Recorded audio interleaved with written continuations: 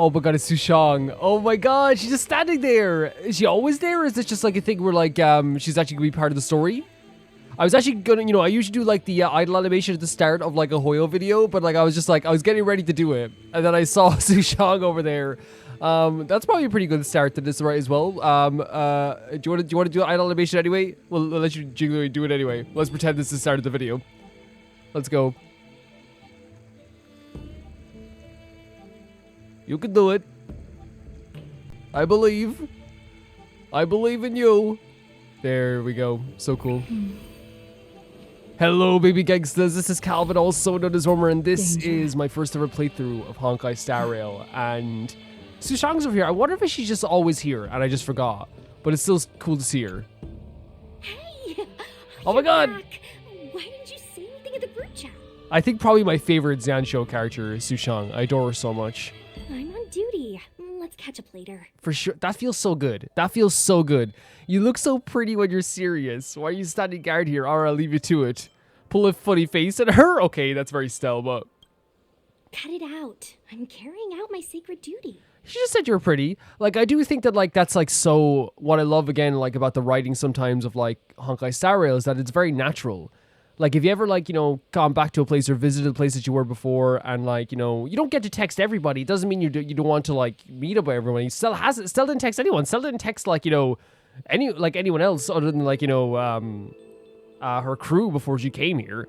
So, like, it's not like she's, like, you know, ignoring Gui or Huaiyan or, you know, anyone.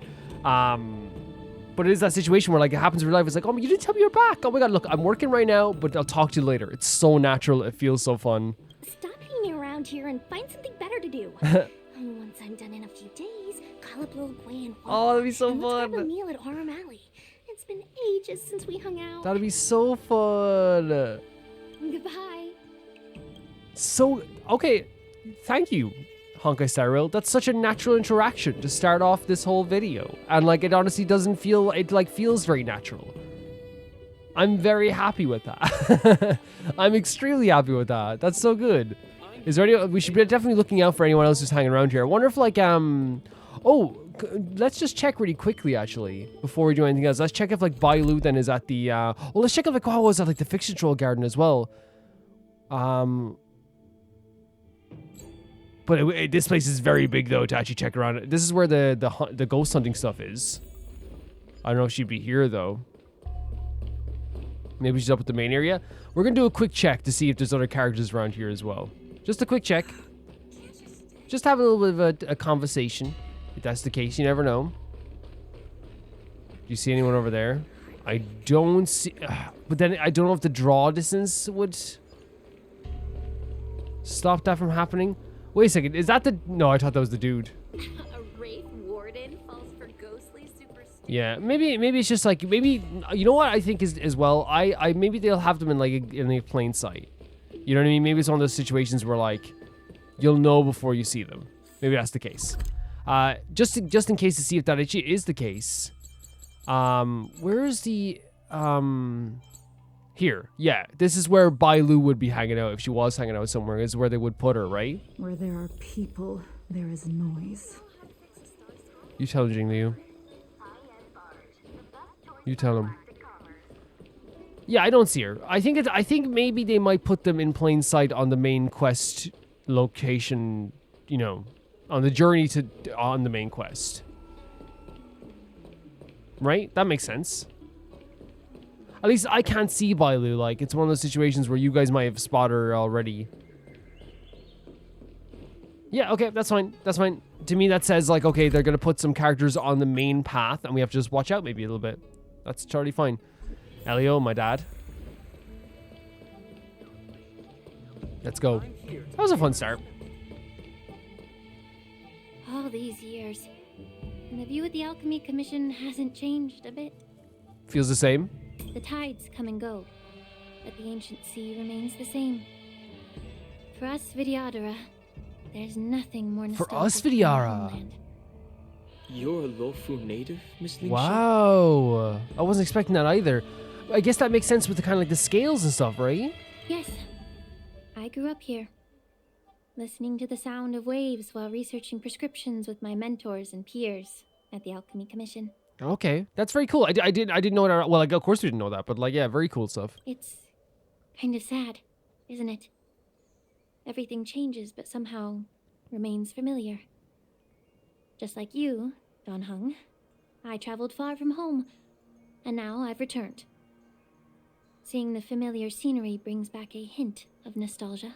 That is something to relate to, right? As well, yeah. The idea of nostalgia, come back to the place you come from. Oh, yeah, her design is so sick. It's so sick. And I talked about it like yesterday as well. After I finished the video, I was like, posting about it, and like legitimately, like it just like the color coding, like the black trim on the gold trim on the black, like the white and the red goes so well together. The hair, it's so good, so good. The view here would be even better without the ambrosial arbor. I wonder if it does feel like an eyesore for some people, because to me it's beautiful, but I guess it's also a reminder, right? Oh, really? I think that towering tree looks pretty impressive. Same. I do. For me, it's really gorgeous. Even if it's impressive, it's a plague mark. Yeah. The Xianzhou have been fighting abominations for thousands of years. And now that the ambrosial arbor has been reborn, it's only natural for everyone to feel uneasy. 110%. That's what I was thinking. It's like one of those things where it's a reminder of all the stuff that's happening around here too. It makes sense. Once a seed is planted, no matter how long it takes, it'll eventually sprout and bear fruit. Okay. So the idea that like eventually something will come of it. In my humble opinion, the rebirth of the ambrosial arbor and the resurgence of the disciples of Sanctus Medicus were inevitable. The seed was already planted when the ancestors of the Xianzhou sought immortality. You know what? That's actually so smart, right? No, I think it's a really why it's a serious topic is what I respond to. But yeah, like that's actually a really smart way of looking at it. It's like, yeah, like if it wasn't the ambrosial arbor, it was something else. Like the seeds were planted back when the ancestors of Xianzhou, sought out that immortality. So at some point that was going to come back to bite them. You know what I mean? I think it makes like a lot of sense, right? Like I think it's actually like a really nice way of looking at it, and it actually puts your, even though it's scary at the same time too, I think it does put your mind at ease a little bit, where you're like, hey, look, yeah, the ambrosial arbor was a big thing of what they used here to try and worm their way back in here, but at some point this was going to come to a head. We can't just make these wild speculations about these things. How we were here to talk was here's the thing, it is a speculation, right? But I genuinely think that it's a good way of looking at things too, because it's one of those situations where, yes, you could say it brushes off the actual problem, but I do agree in a way too that if the Sanctus Medicus were that determined to do what they did here, chances are they would have tried another way, even though it would have taken 100 years from now instead. Where's the tea? My bad. Well, since you went through the entire ambrosial arbor crisis firsthand, Dan Heng and Lieutenant Yanqing, I'd like to discuss something with you. Okay. What would you like to discuss, Miss Lingsha? Lingsha. I was lucky enough to be chosen by the Alliance to come in and clean up all the old grime in the Alchemy Commission.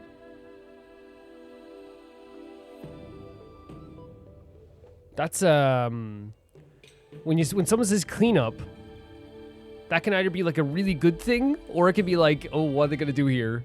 Honestly, the Alchemy Commission is riddled with problems and has reached a point where fixing it seems impossible. I'm looking to remedy this problem, but was wondering if you could provide any insights. I love her inflection. I think it's so good. Well, even though I'm a Vidyadharan like you, I'm an outsider, just like my companions here. I can't really say much about a remedy, but I do have a piece of advice, Miss Lingsha. I also love, by the way, that we're standing with Dan Heng and Yanqing together. You know what I mean? When they first had that fight, who would have thought that Dan Heng would be able to walk the streets freely like this, The Vidyadhara and the Alchemy Commission on the Luofu have always been intricately connected. If you cannot distance yourself from these ties, Miss Lingsha, changing the situation within the Alchemy Commission may be quite challenging. Interesting. Is he saying that you have to separate the history of the Vidyadhara from the actual, going-ons of the Alchemy Commission? You can't combine them both. They're not I guess maybe that's just more straightforward than thinking. I'm trying to read between the lines here, but I may not know about politics, But I do know that the disciples of Sanctus Medicus have been operating within the Alchemy Commission for years. If you're determined to root them out, maybe you should discuss it with the General. Okay. I see. Thank you for your valuable insights. So was the insight just like, hey, check out the Alchemy Commission for the Sanctus Medicus, and Don Hung is saying that you can't look at the Vidyahara as the same as the Alchemy Commission? While the Lux Arrow from the Rainbow possesses unparalleled power to sever the ambrosial arbor, Mm-hmm. it can't sever mortals' desire to prolong their existence. Just like how the Cloud Knights can eliminate the remnants of the disciples of Sanctus Medicus, but are unable to calm the hearts and minds of the people within the Alchemy She always Commission. speaks so like poetic, like not poetically, but like, you know what I mean? There's like a lot of subtext to a lot of stuff she says, but like, I keep getting the wrong button here. This here, right? Like it's like, say, yeah, the Rainbow Arbiter could do this, but like it can't, it couldn't stop people from wanting to find immortality. And in this case, it's like, yeah, you can like, you know, take the disciples out of like the Alchemy Commission, but that's not going to take away the worry. It's the same thing as like taking away, like we talk about all the time, taking away like, you know, one bad guy out of a situation doesn't take out the root problem or the feelings that people have that are left behind by that bad person. Our Xianzhou forebears knew this well, and that's why they entrusted the duty of guarding the roots of the arbor to the Vidyadhara. However, the Vidyadhara are still only mortal beings. 30 years ago, my mentor served as Alchemy Commission's Cauldron Master. Okay. She recognized the emerging undercurrents and sought to cleanse the source of the disturbance. Unfortunately, even though she was skilled in the art of healing, she didn't understand the human heart or how to eliminate the sickness lurking within the depths of the Alchemy Commission. In the end, she was framed and exiled to the Juming. I was also implicated and had to leave the law firm. That sucks. That sucks a lot. So, like, she was framed for something that happened here in the Alchemy Commission. I'm guessing to do with the Sanctus Medicus as well. And Lingsha was also implicated as well. But she's saying that she was a good healer, but she couldn't actually, like, she didn't really understand, like, the human element, I guess. But, like, that means that Don Hung would have a lot to relate to with Lingsha as well. And guess who arbitrated the case and handed down the sentence? None other than General Jing Yuan himself. I wonder if there's a lack of trust there. What? Yeah. And a framing You heard it especially. right. The ones responsible for the corruption in the Alchemy Commission are not just the remnants of the disciples of Wow. Sanctus Medicus, but even the Divine Foresight himself. Obviously, we don't know the full story, but, like, I would never deny that, like, you know, the government body in a place is also responsible for a lot of the issues that are going, you know what I mean? Like, I don't think we should be too shocked if that turns out to be the true case and if the General Genuine, like, confirms this.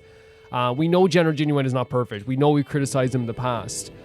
We love him as a character, but we also, as with any character, we look at the flaws of anybody. Now, again, we don't know the full story of this, but it is one of those situations where, like, I'm not gonna, you know, if someone said to me, like, hey, this governing body in this place is also responsible for bad things that happen here too, I'm not gonna be like, what? Oui? No way! Like, of course it is. Of course it can be, I should say. Yanqing's... Why is your face turning pale? Oh my god, Lingsha was gonna say what I was gonna say. He has this kind of look of, like, you know... Don't worry about it. I understand that when someone holds a position of power, they may sometimes have to make tough decisions. I won't hold any personal grudges against him. Besides, at our age, holding personal grudges is a luxury we can't afford. Do you hear it? Like, when it comes to her voice acting, it's so, like, I don't know, there's the inflection of it and, like, all this stuff. It always sounds like, you know what I mean when I say you have to read between the lines? It might just because she has, like, a little bit of a fancy talk like this.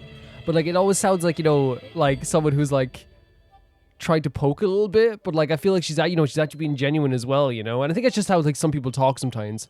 But yeah, she says she's not going to hold any grudges. But, like, honestly, if she held a grudge, I don't think anyone would, like, you know, mind. But I guess she's talking about, like, more of a political aspect here as well, where it's like, hey, like, it's one of those situations where, like, I have to do my job here. Lingsha, you're back! Ugh, I've been waiting ages for you. Is this Yunli?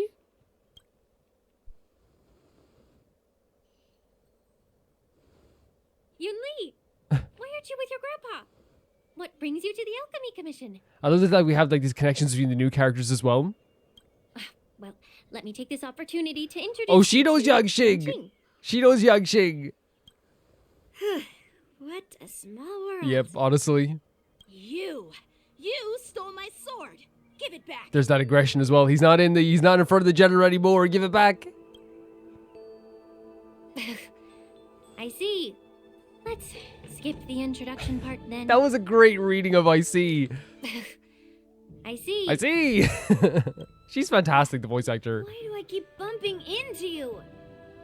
Are you stalking me or something? Yunli, Yanqing was standing here first. Of course not.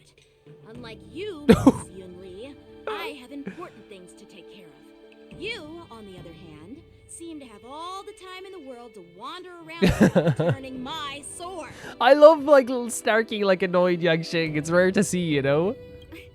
Grandpa used to say that a sword reflects its master. I talked to your sword, and it told me that you've been distracted. You hesitate when you should strike, and you struggle to stay calm when your sword is unsheathed. I adore talking about a sword. I adore it, you know, especially since like, you know, like there's so much emphasis on the Xian show of being like a master of the sword. Now that I see you again, I realize your sword was right. It wasn't me who took your sword. It was you who lost focus. Even though, like, again, like I said, I love the idea of the conversation about the sword. I love this type of stuff. But I think it's also like one of those things where like, also, I understand if Yanqing is like, it wants to actually explode right now. Because if someone said this to me as well, even if it was true, like, you know what I mean? Like, and you're already upset, you'd be like, oh, give it back. Do you really expect me to believe that nonsense? I've been taking it easy on you because Oh my you're God. a guest from the Juming. But you're not taking the hint. Don't people from the Juming know you're supposed to return what you've borrowed? He's so angry, but he's so cute when he's angry as well. I don't want to demean his anger because again, I think it's totally rational he's angry someone has a sword. But it's very cute. Just look at this flying sword. Even if I gave it back to you now, it'd just be taken away again in a few hours. Oh my god, this bickering between them. They're like, I know maybe I'm wrong, but I feel like they're destined to be friends somehow. I don't know what it is. I feel like they're destined to be friends. You know the Cloud Knight saying, a Cloud Knight must never let slip their weapon. Yes? Well, sure, I can give it back to you now, but on the battlefield, that's a whole different story. Poor flying sword. So she's saying like, hey, like, you know, I can give back this weapon back to you now, but then again, like, it's not gonna be me who picks it up next time. If you drop it on the battlefield, it'll be somebody else and you've lost it forever.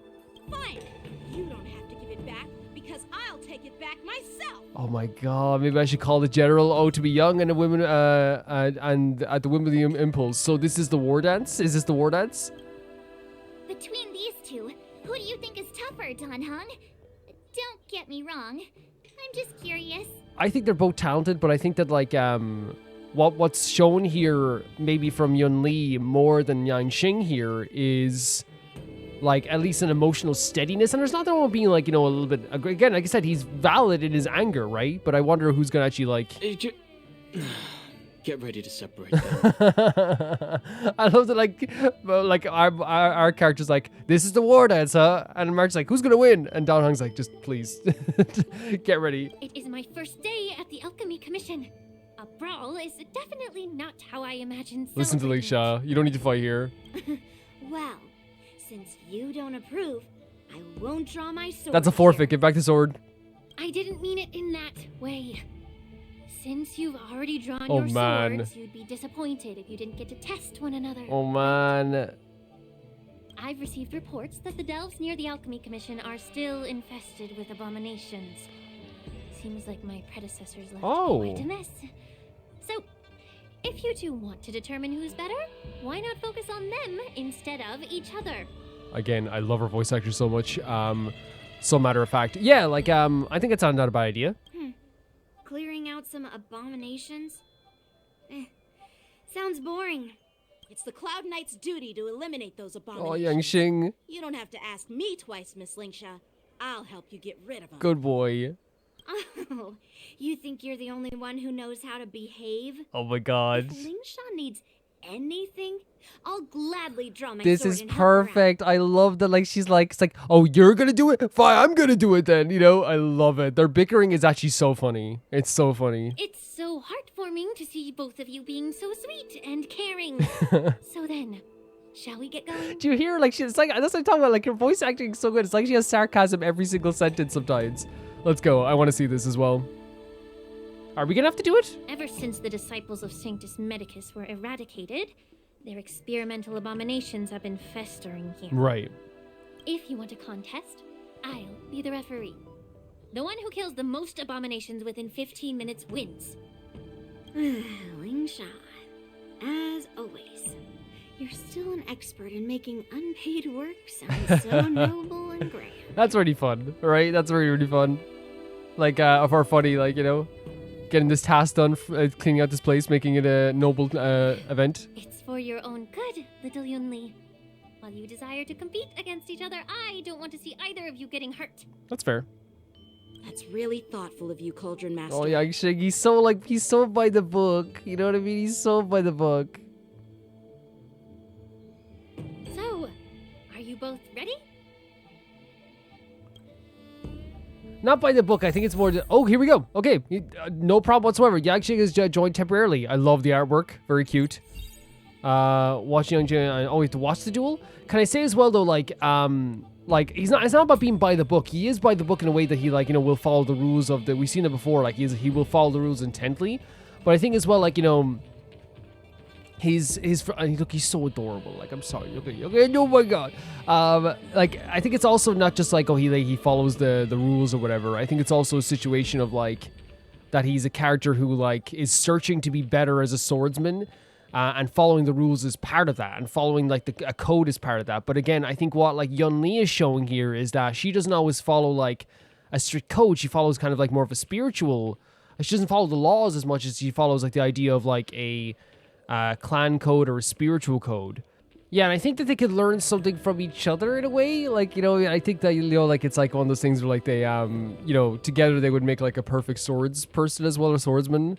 But yeah, like I do love the interaction between them. And again, I don't think Yanqing is just like, oh, that's what he's by the book. I think he sees being by the book and kind of like trying to like do everything, you know, in a proper way, being less flexible in a way, as a way of like, getting, you know, further to the path of the sword. Whereas I feel like, you know, sometimes the general is trying to hint to them like that sometimes you can't just be like, okay, take out sword, let's fight, and you have to kind of be flexible as well, right?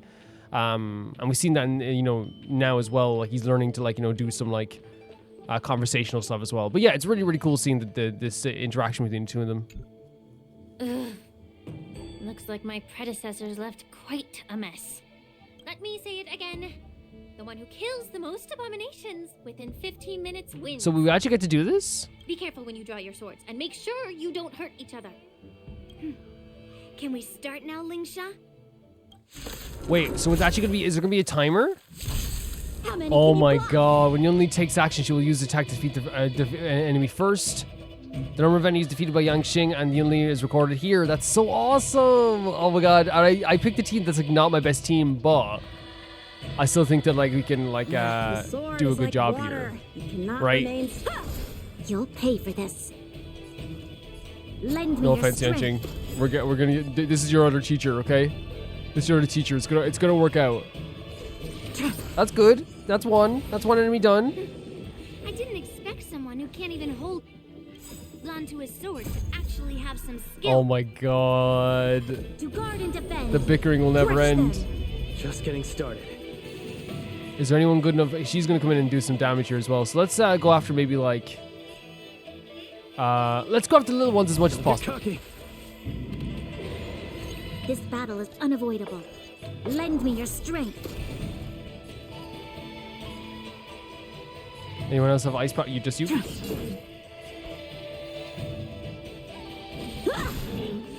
So they're gonna come in and like defeat. Wait, are they gonna? Is she gonna defeat everyone? You've got style with What? those moves, but you're not Holy strong hell! when it counts. What the? It's such a Bring shame back. to see Where's you my use Kafka your team? sword like That is lethal. That is absolutely Lend me your lethal, strength. guys. It's lethal.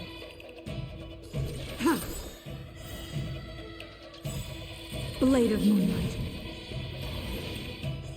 All will be That's revealed. one of those lethal things I've ever seen. Like, you just have to just go in and destroy everything in like one hit. I mean, we're even now again, which is cool. And I was gonna say I needed Kafka. I definitely did not need Kafka in the end.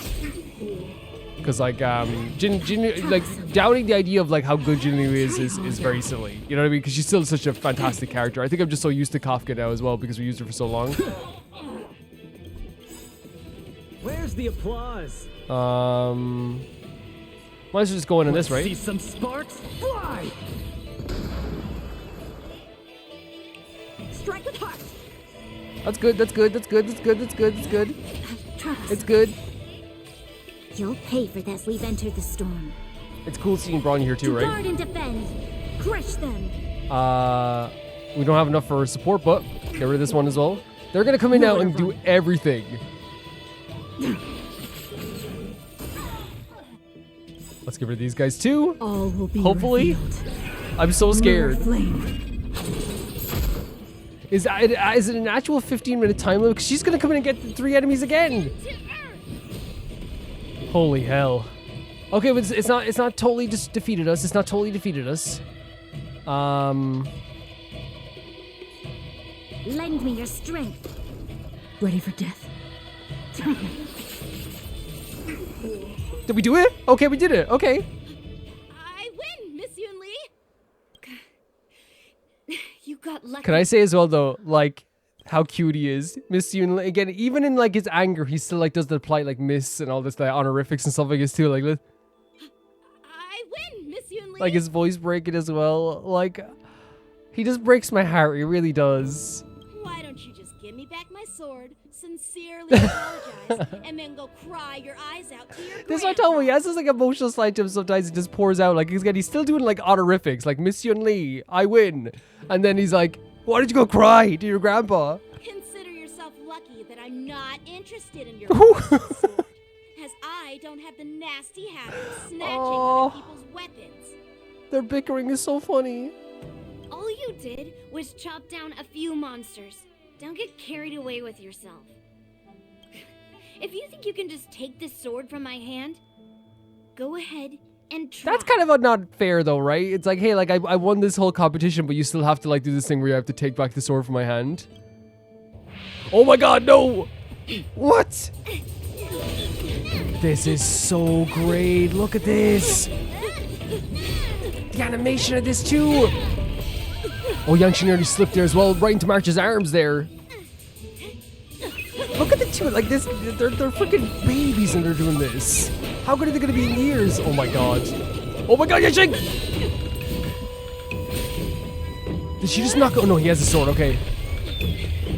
Look at the animation for this. Oh my god, Yanqing, beware, oh my god. Wait, what? Wait, what? What? Who's that? Who the hell's that? Well fought, my young friends. Oh my, a nimble foxy lady. I hope that's our name. That animation was so cool. And again, like it's like you know, like it just goes to show because like we know already how good these people are at sword fighting, right? We know how good they are even for their age. But to get to see it in motion is always like a really cool thing as well. Really well animated stuff. Really well animated stuff. Love that. And it's the nimble Foxian lady who stopped them. She just grabbed their like weapons and like their weapons went flying everywhere. I think she probably could tell that like there was going to be like some like head-on collision here of damage.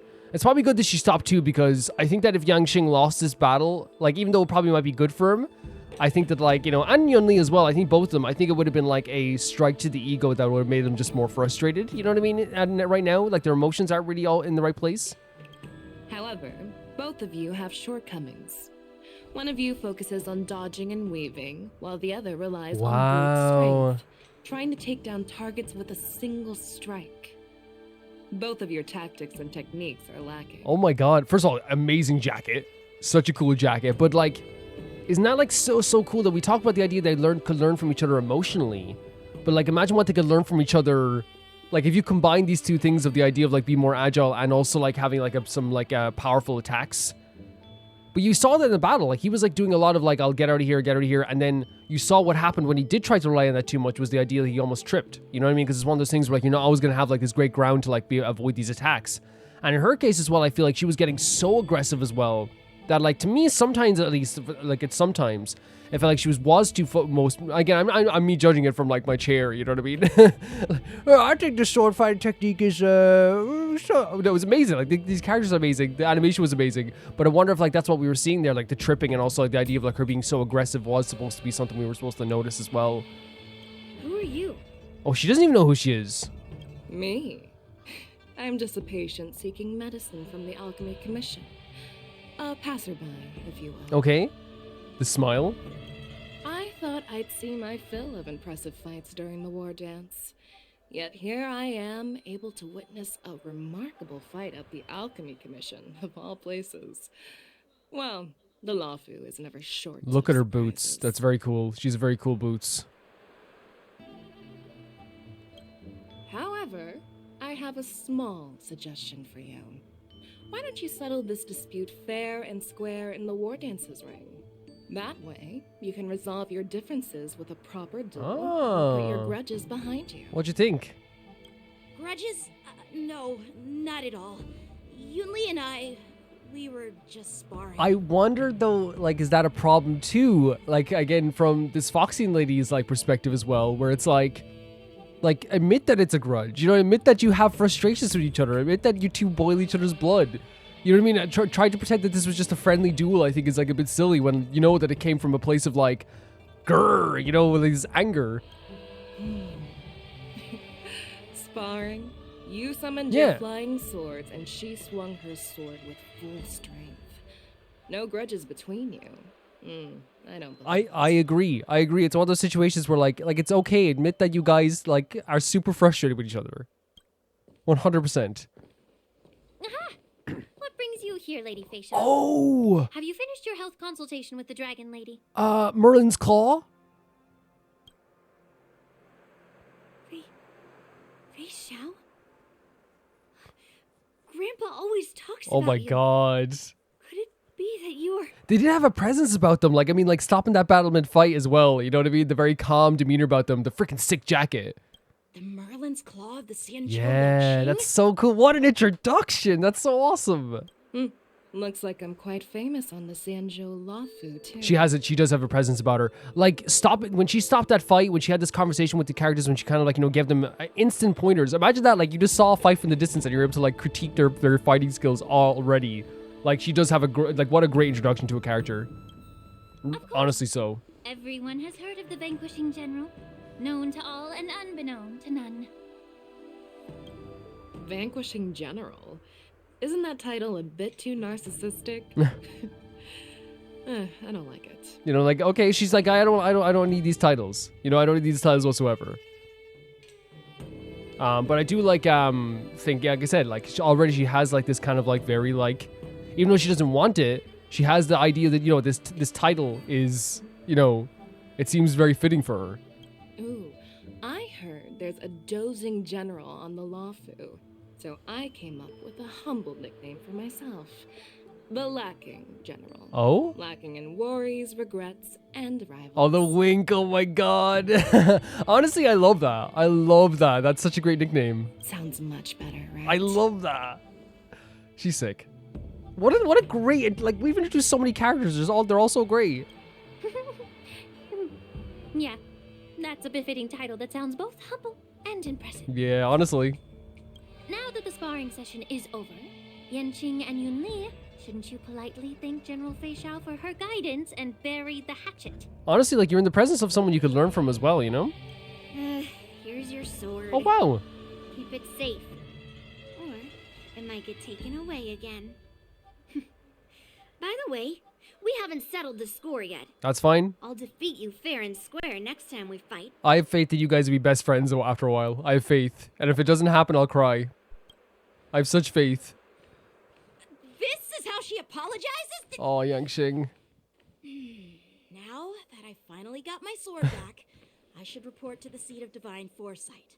I'll take my leave, General. Look at her. Her outfit is so sick. Like, look at the diamond on the side, the jacket, the way, like, oh my god, the jacket's so freaking cool. She looks really. The character design is just so sick. They really are.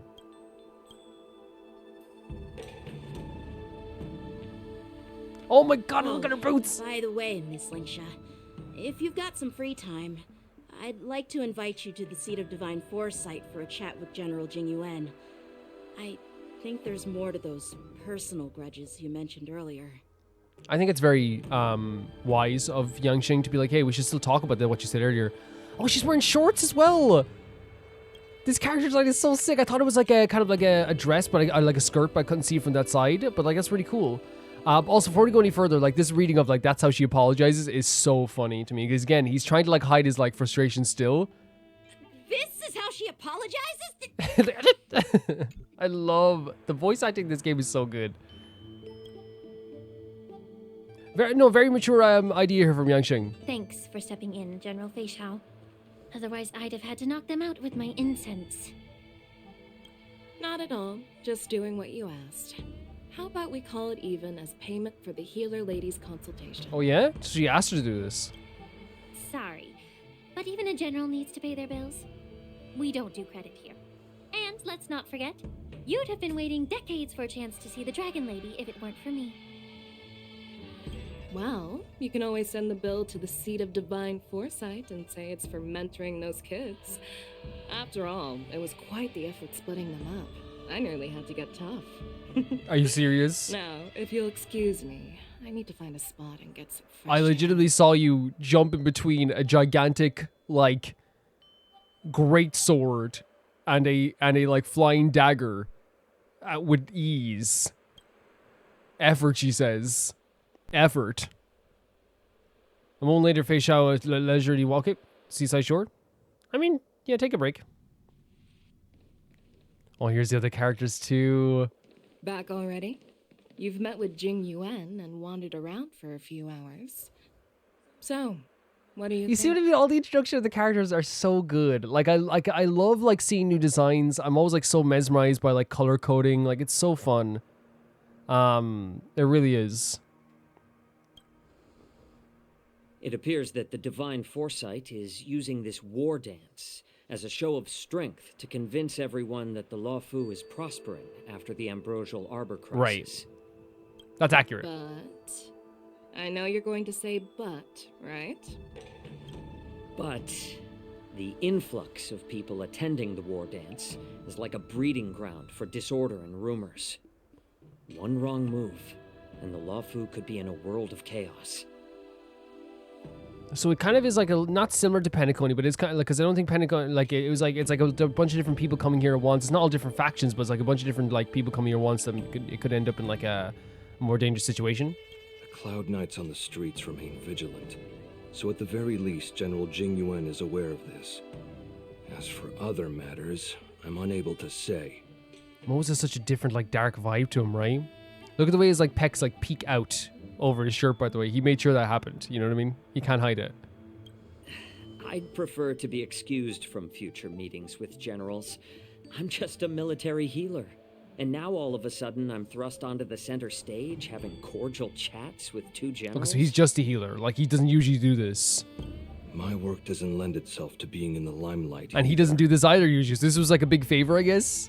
Just stop whining. At least you're in one Her jacket piece, is so right? cool. It's such a cool jacket. She genuinely gives out the vibe of like a like cool like general, right? For sure. Before getting in touch with General Jingyuan, I wanted to put aside my assumptions and see his momentum. That includes the overall bearing of the Cloud Knights on the street, what people are saying, and how those close to him behave. See, this is probably why she's such a good general, by the way. Like the fact that she like is exploring all these ideas. The might of an army dwells not within its pawns, but within the force of its collective momentum. Recognizing this fact reveals the true measure of power. Thanks for enlightening me, General. He is such an, as I said, like he has such like a mischievous, but like open and pretty face. Is he saying here like the might of an army is not just like how much Like, it's not just the brute force that you have in 100,000 men. It's also the idea of like everything that goes into it. It's the healing behind it. It's the people behind it. It's the people in the streets that like, you know, support the efforts. It's the general themselves. It's like, you know, everybody. It's everybody. A perfectly clear statement turned confusing thanks to your translation. You've made me lose where I was now. Anyway, this is how I operate in battle, so you might as well get used to it. Are you treating General Jingyuan as your enemy? Interesting question, right? The longest-serving general of the Xianzhou Luofu. Do you think he'd have only a few enemies? Wow. By the way, General, you met the healer lady, yes? Could you show me the medicine she prescribed you? Are they talking about Bailu here, or are they talking about Lingsha? Well, the healer lady couldn't do anything about my condition. She just told me to enjoy some tasty So she has a condition. It seems that she talked to Bailu. So not even the famed healer lady could help?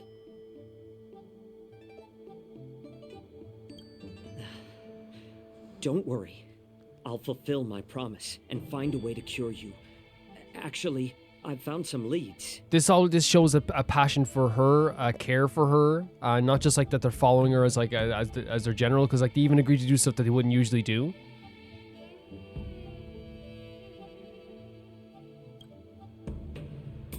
Well, life and death, Jiaoqiu.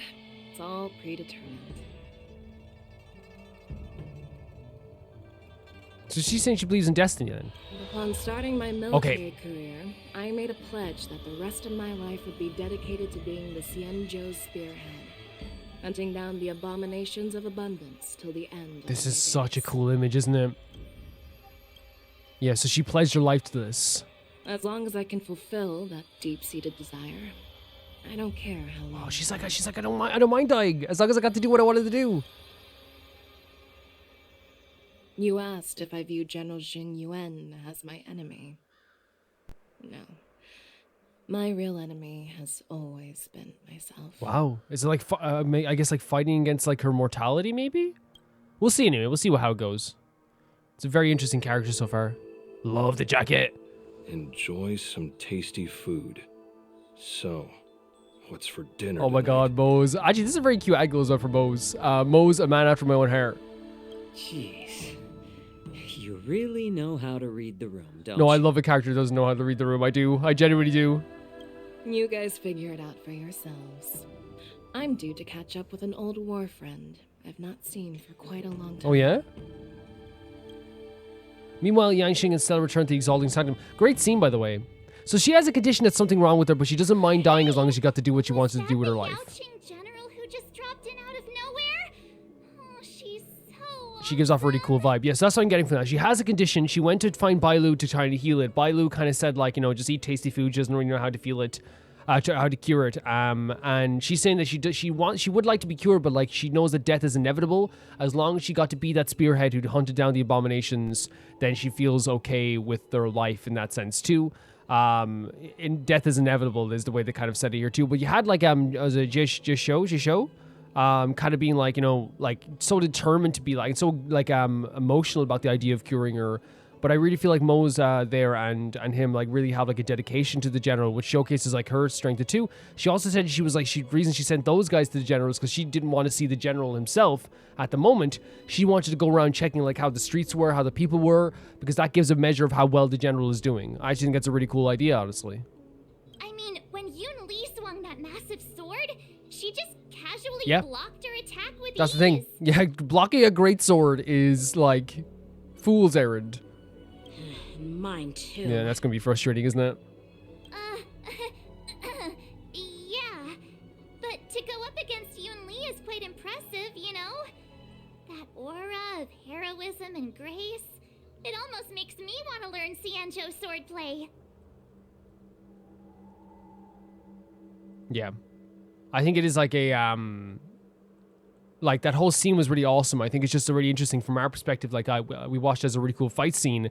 And then afterwards, we noticed like flaws in it because of what the general Feixiao said. And I think that's like such a great way of doing it, where it's like as players, we watch that scene and we go, oh my God, that's incredible. Look at this fight. This is so amazing. The choreo here. But then you look back and go, oh yeah, he did trip up at that point. Yeah, she was being like really aggressive with that sword to the point that like there was no like actual like, there was barely any preciseness with it sometimes. It was just trying to like destroy him in any way he could. So like there was no like, there was no gonna be no like definitive victor, it felt like in that sense. But like, I think that's such an interesting way of doing it. As audience members, we love seeing that fight scene, but then we're told afterwards, yeah, it wasn't perfect, you know? I love that. You think so too, right? Those moves are fabulous. The general's totally somebody else. Oh yeah, Zanchu's sword play is really good. Like, really, really good. They were fabulous moves. Let's not deny it as well. They're still good swordsmen. They are. I agree. General Feixiao is indeed impressive. She's impressive. She is. I was talking about Yanqing. Oh, yeah. Thanks for the kind words, Miss March. Aw. The war dance is coming up, and I've been chosen to represent the Cloud Knights in the That's ceremony. big faith, right? But honestly, like, you know, like if you think about who's going to represent them, like, you know, Sushang is a great swords person too, but like, she also like would, I think, no doubt about it, would pick Yanqing too at the same time. I've had my fair share of defeats lately, and even though I know there are always more skilled sword masters out there, seeing General Feixiao's skills today has made me feel a bit uneasy again. Right. And I think it's not a bad thing. I don't think take it as a bad thing. You know? It's like one of those things where like, yeah, you've been defeated, but you've been like we have to be honest with the Yanqing here, and Yanqing has to be honest with themselves of who they fought recently. You know what I mean? If you're talking about the defeats, quote unquote, Dan Heng, Blade, Jingliu, you know, fought against all of us at one point as well with that battle too. Now fought Yunli, was stopped by the general here as well, Feixiao. Like, if you're gonna lose to some people and you're gonna like not win all the time to some people, I think like, you know, these are the best people to lose against because you're gonna learn so much. And I feel like that's what the general wants you to like discover as well. It's like, you know, there's a reason to move your sword. You don't have to swing your sword all the time, but even in losing, there is that idea of like you will learn something too. I think that, you know, you're maybe selling yourself a little bit short. You lost to some incredible people. Don't underestimate yourself. After all, generals won't fight in the ring during the war dance. Just remember the state of mind you had when you single-handedly took on me and Blade, putting life and death aside. With that mindset, you can prevail against most. Look at Mark smiling. Legitimately, that's so true though, right? Like, how many people who use a sword wouldn't shake in their boots when faced with Imbibitor Lune, an Astral Express member, and a freaking Stellar Hunter? You know what I mean? Like, this is like, you know, one of the quintet, not even just a Stellar Hunter, one of the quintet. Like, you have to have faith in yourself. I see. Thanks for the advice, Master Dan Heng. By the way, now that today's events are over, General Jingyuan wants to invite all of you to the Seat of Divine Foresight. He has something important to discuss. That's awesome. Okay, we'll go. I bet it's about how to deal with the generals from the Yaoqing and the Juming. I really don't want to get caught up in grown-up games so soon. I just hope Generals Feixiao and Huaiyan can see the truth. We don't need any more chaos on the Luofu before the war dance. Yeah. Yeah, so I love this genuinely. The whole scene there, and one of my favorite things about it was like, you know, Yanqing like doubts himself sometimes. And I think that like Yanqing's journey with the sword is something I talked about before is going to be an incredible journey. And I don't think even now where we're caught up, because I think like there's just like one region after this, right? When you get to that region. So like I'm in no rush to obviously like, you know, finish this, by the way, not at all. We're gonna be doing a lot of stuff here as well, but like I love that like he can go, yeah, these are my faults, this is where I went wrong, this is like my main issue, this is what I the mistakes I made and all this stuff too as well. You know, there's like that element there which is like really, really interesting and really cool. And he can also feel that doubt within himself because again, he is. And it's a thing in every single profession and every single sport, right? I know like not every sport. Some people who are like the best at what they do will like always be like, I'm the best, you know. But even secretly, they look at someone else and they go, I kind of admire that person. I want to be able to do that. You know what I mean? The perfect example I would give is like say a guitar player.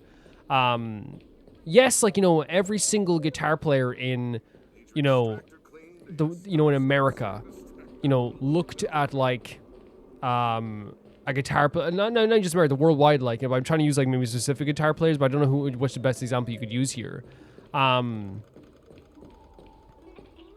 I think the example a good example would be everyone looks at like Jim Root from Slipknot, right? And they go, whoa, he is like one of the best in history. He is so incredible. There's not a hair out of place. That's so amazing.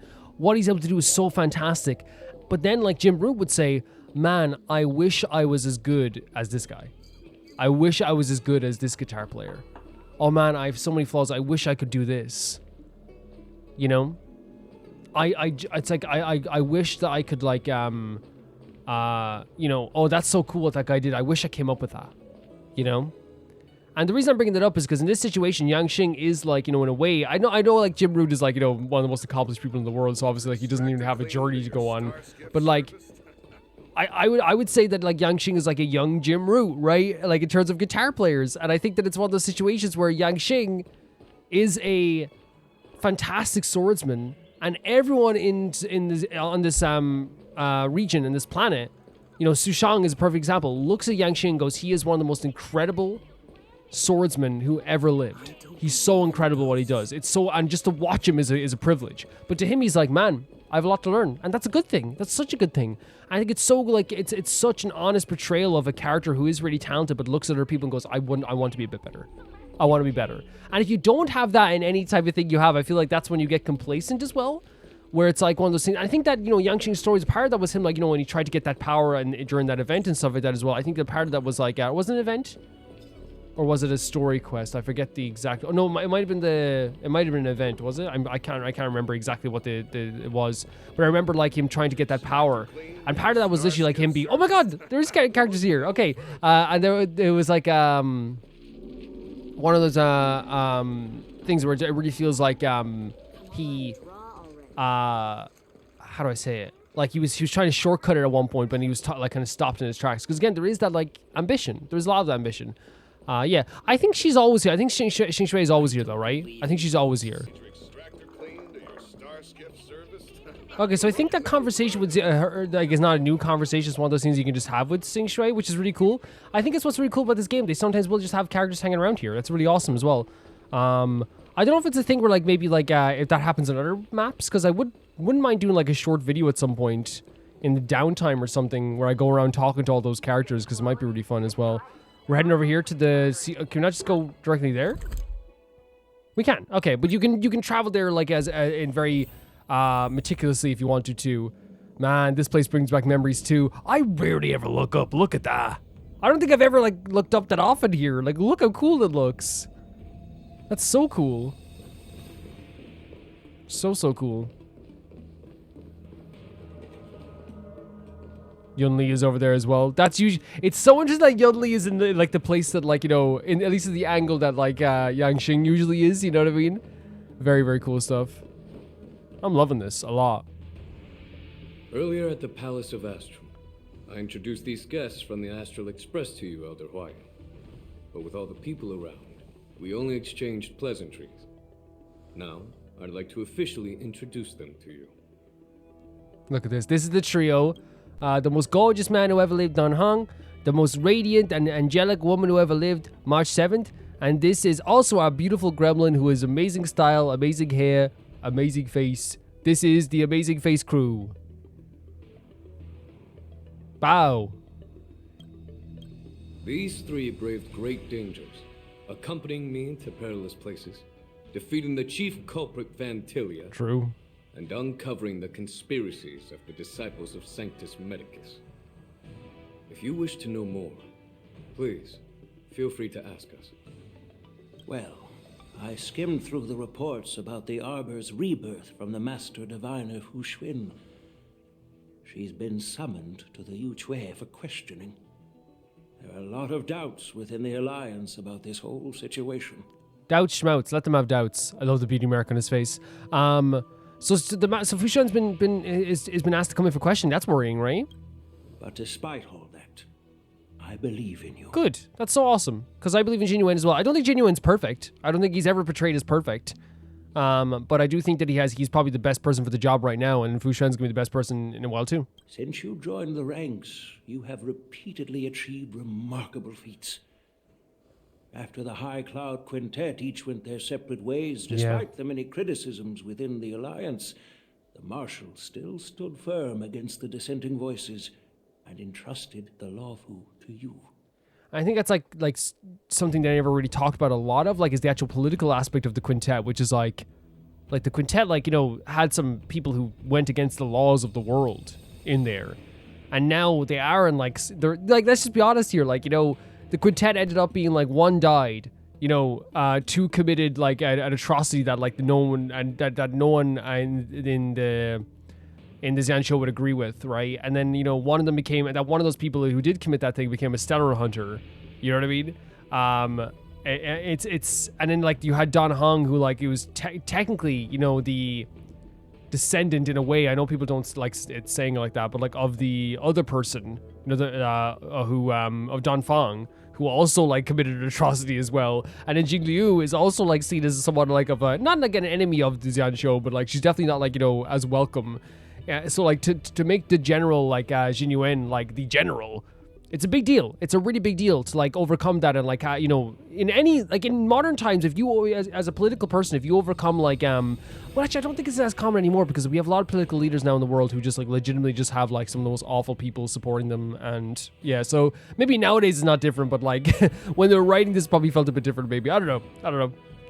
I'm not saying they're awful, by the way. The quintet is not awful. I want to make that clear. I don't think the quintet are awful, but I'm saying in the perception of the Xianqiu is what I'm saying.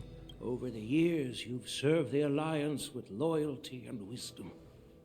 You've taken down abominations in Thalassa, rescued the Xianzhou Yuchui from a siege, and destroyed the demonic planet summoned by the denizens of abundance.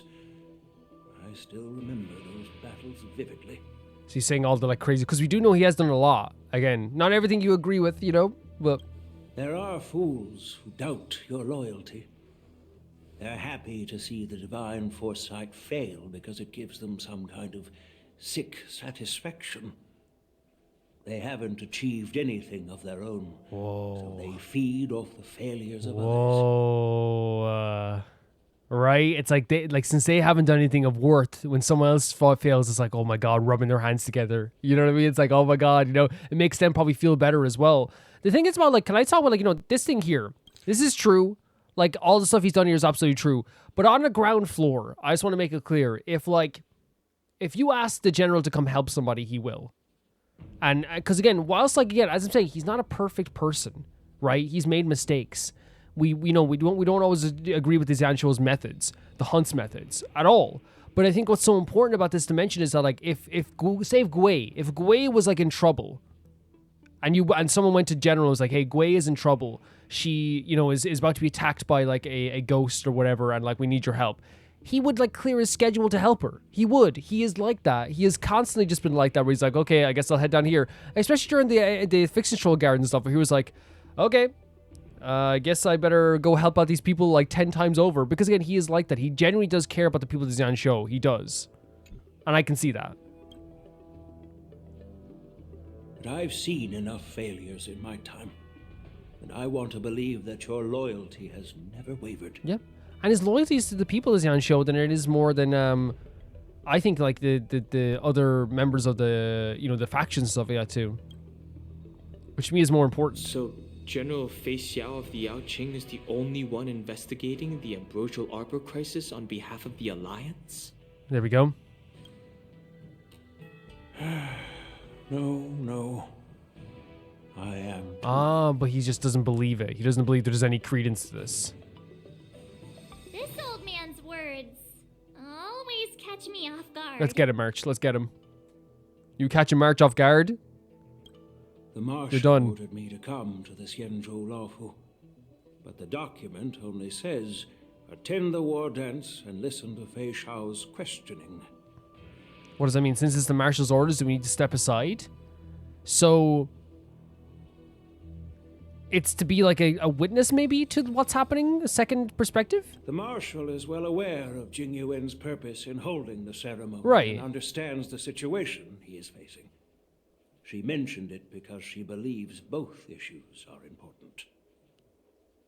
Okay, that makes sense. It's like what she's saying is that like questioning Jinyuan is of importance, but also the ceremony is also important to keep this place stable. Thanks for your kindness and sincerity, Elder Huaiyan. But is it appropriate to tell everyone here about the Marshal's orders? Oh, you could tell these characters. By introducing the Express's witnesses to me alone, aren't you aiming to discern the intentions behind both my actions and Feixiao's? And whether there's any discord between us? Well, since I'm being open and honest with you, I encourage you young folk to do the same. Interesting. So is he saying here that like the fact that you intentionally brought the Astral Express here? That's what he's saying. You intentionally brought them here for your own gain as well, to kind of like see if I would be honest, right? To see if I would say it to the Astral Express, to see if because again, the Astral Express are such like a neutral party amongst all these places that everyone like does want to be friends with as well, and everyone does know of. That I wonder if like lying to the Astral Express is kind of like showcases that like, he's willing to lie to anybody, I guess, as well. As for the ambrosial arbor crisis, all I need to do is listen. General Feixiao will be the one asking the questions. To be honest, I'm more concerned about the timely start of the wardance. He's just like, hey, we gotta get this show on the road. Oh, by the way, I've prepared a gift for the wardance. A gift? There's Yunli over here. Should we talk to Yunli first? Oh, she's like, I'm not talking. Yeah. Man, what a great cast of characters. Let's check out this gift is. Beautiful box, by the way. Man, oh, you gave me a box? I've always wanted honestly, like, when you're younger, like, if someone gave you a storage box, you're like, oh, Jesus. It's like, I'll say thank you, but in your mind, you're like, I wanted a toy. Nowadays, if someone gifted me a storage box, oh my God. I'd be like, incredible. It's like when you're a kid and you get like socks and you're like, ah. It's like, yeah, I'm not going to be act ungrateful. I'm going to be happy that I got socks. But like, it's kind of like, oh, that's a bit of a bummer, right? But then like now if like someone like gives me a pair of socks at Christmas, I'm like, oh my God, socks. Not that I can't buy my own socks, but you know what I mean? Like, it's like, can't have too much socks, I love it. It's really funny how things change. A box, Yes, it's this case right here. Oh, it is the case. The case gleams with a muted luster. That's a beautiful way to put it. Crafted from material needed wood or metal. Its surface is masterly woven with metallic threads, outlining an intricate pattern of lotus flowers. Muted luster is a great way to put it, right? Because it is kind of like this muted color, but it has like a very like luxurious vibe to it as well, and a very beautiful vibe to it as well. There will be numerous contests and celebrations during the wardance, and the main event will be the Ringmaster's Challenge. Very cool. The host will dispatch a skilled warrior to take on challengers from all over the cosmos, showcasing the excellent martial arts of the Xianzhou Lawfu. When you mentioned that the Astral Express would be attending the ceremony, I thought the High Elder of the Lawfu would be the Ringmaster. So this actually sounds amazing, by the way. Like the idea of a tournament arc. I always loved tournament arcs because I personally am like a big fan of like say like Yu-Gi-Oh and Battle City and stuff like that too. So yeah, tournament arc. Let's go for it. You humor me, Elder Huaiyan. The healer lady is just a young lady who knows nothing about martial arts. Is this Bailu again? How can I assign her as the ringmaster? I'm no match to you when it comes to joking. What's this box for? Why don't you open it, General Open Huaiyan? it. Open it. This sword case is intended for the Wardance's award. It's empty now, but in a few days, a precious sword will be delivered. That's and very stored cool. inside. That's very cool. I don't mean to boast about our skills. Oh yeah, he's a This crafter. sword represents the pinnacle of the Zhuming's craftsmanship. It has a legendary history, full of heroic tales from foreign lands. Tales that are too detailed to be summarized in just a few words. Since the delegation delivering the sword hasn't arrived yet, I'll just leave the case here for now. That's honestly like no, it's actually a really cool idea for a gift as well, right? It's a really cool idea for a gift, for the war dance, and I think because of their craftsmanship, it's one of those things where like everyone's going to want to get this prize. You know, everyone's going to want a sword from these guys. In terms of like the humans' craftsmanship. I've been wondering who would be worthy of such a sword. And then it hit me. I can award it to the champion of the Ringmaster's Challenge. The ceremony's champion is sure to be a perfect match for the sword. Love that. Absolutely love that. Moreover, I hear that Yanqing is an excellent swordmaster. Give it to him. And that he will be representing the Lawfu as the Ringmaster. So it seems like a perfect gift for him. Oh, I hope he wins it. I really do. Thank you for your generosity, Elder Huaiyan. It is very generous. It for sure is. Love that. If you want to give me a sword, just say the word, Grandpa. No need to beat around the bush. I actually love that. Like, she's like, if you made this whole gift because you thought I was going to win this, Grandpa, just end it over. You've got confidence, my girl. But I don't think you can best Yanqing. Wow. Oh, my God. I think as well, that's when we talk about them learning something from each other. I do think Yunli is like maybe overconfident sometimes, while I think Yanqing doubts himself too much. I think there's such a great contrast between these two characters. They could learn so much from each other. I know you're all about swords, Miss Yunli. It's just a shame that it's the sword that ultimately chooses its rightful master. Oh my God, he's like digging in right in already. Yeah. And even if someone gets their hands on such a precious sword, Oh my God. it'll probably end up in someone else's. The bickering. The outcome of our duel at the Alchemy Commission is still up in the air. Since you're interested, why don't you represent the Xianzhou Juming and challenge me in the ring? I love the way like it's like, you know, these two are very accomplished swords masters, right? But still, like the way they say it again, you have to remind yourself that, like, you know, they're babies. You know what I mean? Like, and not in a demeaning way, but I never want to demean Yanqing because I know he hates that because he is like a better sword fighter than most people. You know what I mean? Like 100%. But like, even the way he said this line here, it was so like, you know, like you can tell there's a childish bickering, and I think that's such a great way they do this because while Yanqing, again, as you said, is like a competent sword fighter, they also have to remind us as well that like he has those like childlike aspects. I'm not saying it's childlike to bicker. Everyone bickers sometimes, but like it's one of those things where like, you can tell this is like two like, you know, kids, you know, who are annoyed at each other all the time. And I keep saying it, but are destined to be friends. You know what I mean? Are destined to be like pals. What Feixiao said was definitely like, I think it was about like the idea that they both have flaws in their arsenal, right? Not to be rude or anything, we've been watching their drama. I'm dying to find out who beats who. No, and I think it's like, honestly, I don't think there's anything wrong with that entirely because like while I totally agree that like, you know, no, we want to kind of like, not, we want them to be like, you know, pals in the end, and we wanted to be friends. It is one of those things where like when I saw that fight for the first time, I was like, I put down my controller and I was gripped because like I do want to see who would win between the two of them, you know what I mean? Quiet down. We have other guests here. I've prepared this sword to add some excitement to the ceremony, not to have you two squabble. It's not a good look for the Alliance. I love that he's like, again, like that they also add this like very realistic aspect to it as well, where it's like, yes, like it's like these, you know, Huaiyan has been so sweet as well, but he's kind of like, please stop this right now, you know, like talking through his teeth as well, you know? While you both seem confident that you'll win, you need to remember there can only be one winner and one loser in the ring. 100%. Which could lead to hard feelings. Naturally, I have an idea. We don't know who the winner will be, and it might not be either of you. But if you're eyeing that prize, you'll need to work together. I want you to take on an apprentice who will take part in the war dance and win at least one match. Whoa, wait, so each of them have to take on an apprentice? That's a really interesting concept, right? How does that make sense? Oh, they both said at the same time? Oh my God. Can you frame a noise? How does that make sense?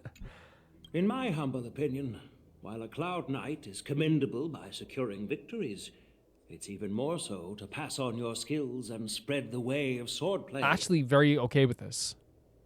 I'd be greatly very pleased if this apprentice could represent the Express in the war dance by displaying their Cloud Knight flair and prowess. Well, Elder Huaiyan's idea is quite interesting. Imparting swordplay skills requires teamwork, and both the winner and the loser will learn a valuable lesson regardless of the outcome. Yeah. The question is, whom should the two of them take as an apprentice? No, I love what they're doing here. I think it's a really cool way of like getting around the idea of like a direct conflict while also showcasing that like, you know, they have to like work well with others as well, right? Which is something that they mentioned before as well for like Yunli, for example, as well, and Yanqing. And I think it's not just like a thing where like, you know, it's like the idea of like, you know, being put more, because again, that General before was like trying to like show Yanqing like, you know, the reason why he sent him off on a diplomatic mission because he wanted him to be more conversational. He didn't want him to solve everything with just using his sword. And I think Huaiyan is also talking to Yunli about being like a more cordial with people as well sometimes too, which again, we love her biting nature, but he's also said it too.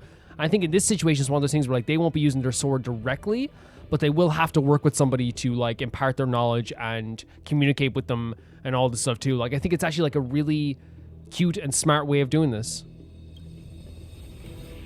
Wait, March? Huh? Who?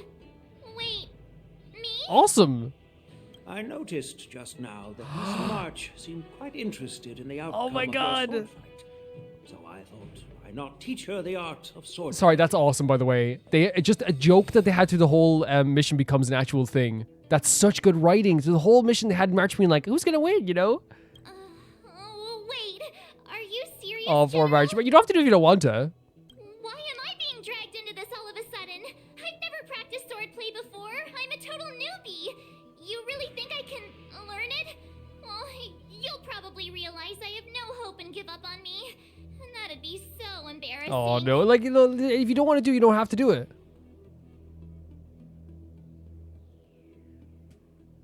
Why don't you choose Dunhung? Why don't you choose me? Just accept your fate. I'll ask why you don't choose me. I'll try to get her out of it. If she doesn't want to do it. Your talent is quite unique. Are you also interested in swordplay? Bat play. But you know, based on my years of judging people, you don't really need to dive into swordplay to boost your skills. And I doubt there's anyone out there who can really show you the way forward. Oh, yeah? As for Miss March, she's like a piece of jade in the rough, just waiting to be shaped. You're a piece of jade. March, was that a compliment? Did he give you a compliment? I think it was a compliment. Me trying to wait. Was that a compliment, huh? Was that a compliment? Answer now or be kicked. I appreciate your kind words, General Huaiyan. Those kind words, okay. But won't teaching me swordplay be a waste of Yanqing and Yunli's time? They should be preparing for the ceremony. I just realized they have to teach her together. That's even better. And by the way, I know that this sounds saying someone's like a jade that can be shaped isn't an insult, by the way. It's like saying that you are great, but you just need to be like, you know, work. You just need some work. And she knows that she's not a great swordsman as well. But like, I just realized that they have to work together. That's so cool. Because not only would that help them with communication with their maybe it's not working together. Maybe they just individual. I don't know. Maybe they have to individually teach her. But like, regardless, that's like, it's a cool idea. Oh, plus, I heard that each sword master has their own special moves. What if they let something slip while teaching me? If everyone knows each other's tactics, won't that mean everyone's stuck in a stalemate and unable to end their fights during the war dance? Wait. Oh, so she's saying that like if they notice like what they're doing already, then they won't be able to like if they what I'm trying to say is if someone like if they realize each other's special moves, then they'll be able to block them easier and stuff like that too. I get what she's saying. That's considerate of you, March 7th. Oh. But don't worry. It'll take you at least a decade of hard training before you can even start learning special moves. No need to freak out.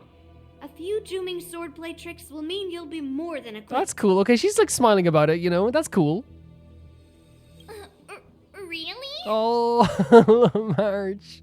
Looks like March's curiosity has been piqued. Yeah, because he was so interested too. This is such a fun idea for a quest. This is such a fun idea. The whole point is to know each other's moves. Defeating your opponent in just one move? How boring would that be? Plus, what really decides a swordsman's fate isn't some special move. It's the solid fundamentals. Right, okay. So Miss Yunli has already agreed. What do you say? I think this is such a fun idea. This is such a fun idea. General, I haven't graduated yet. How can I be qualified to teach swordplay to others. He breaks my heart, but you can do it. So you're admitting your defeat, huh? If you're not even confident to teach, why don't you let me be the ringmaster instead? Come on, Yanqing, you can't be beaten this way. Come on. Yanqing, teaching an apprentice is also a way of honing your own skills and gaining insights.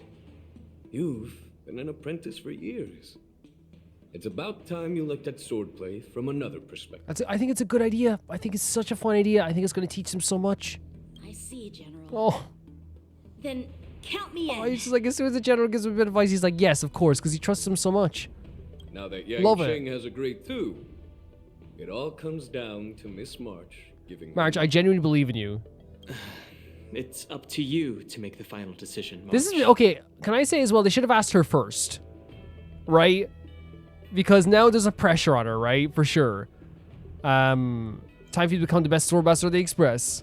At least that way, I won't have to worry about you accidentally shooting me in the butt all the time. Oh, the way she's standing to you can shoot anyone in the butt, Marge. You can do that. It's your prerogative. Hey, I've never missed my target. So she meant to shoot you in the butt? Still, now you know. Then I'm on board. Thank you for your kindness, General Huaiyan. When I said they should have asked her last, there's like it's just the pressure. That's what it is. You know what I mean? Great. Starting tomorrow, Yanqing and Yunli will teach you the basics of the Cloud Knight's This is sword. so awesome. This is such a good idea. To me, like asking her last is the equivalent of like someone going like this, right? And this is what I say.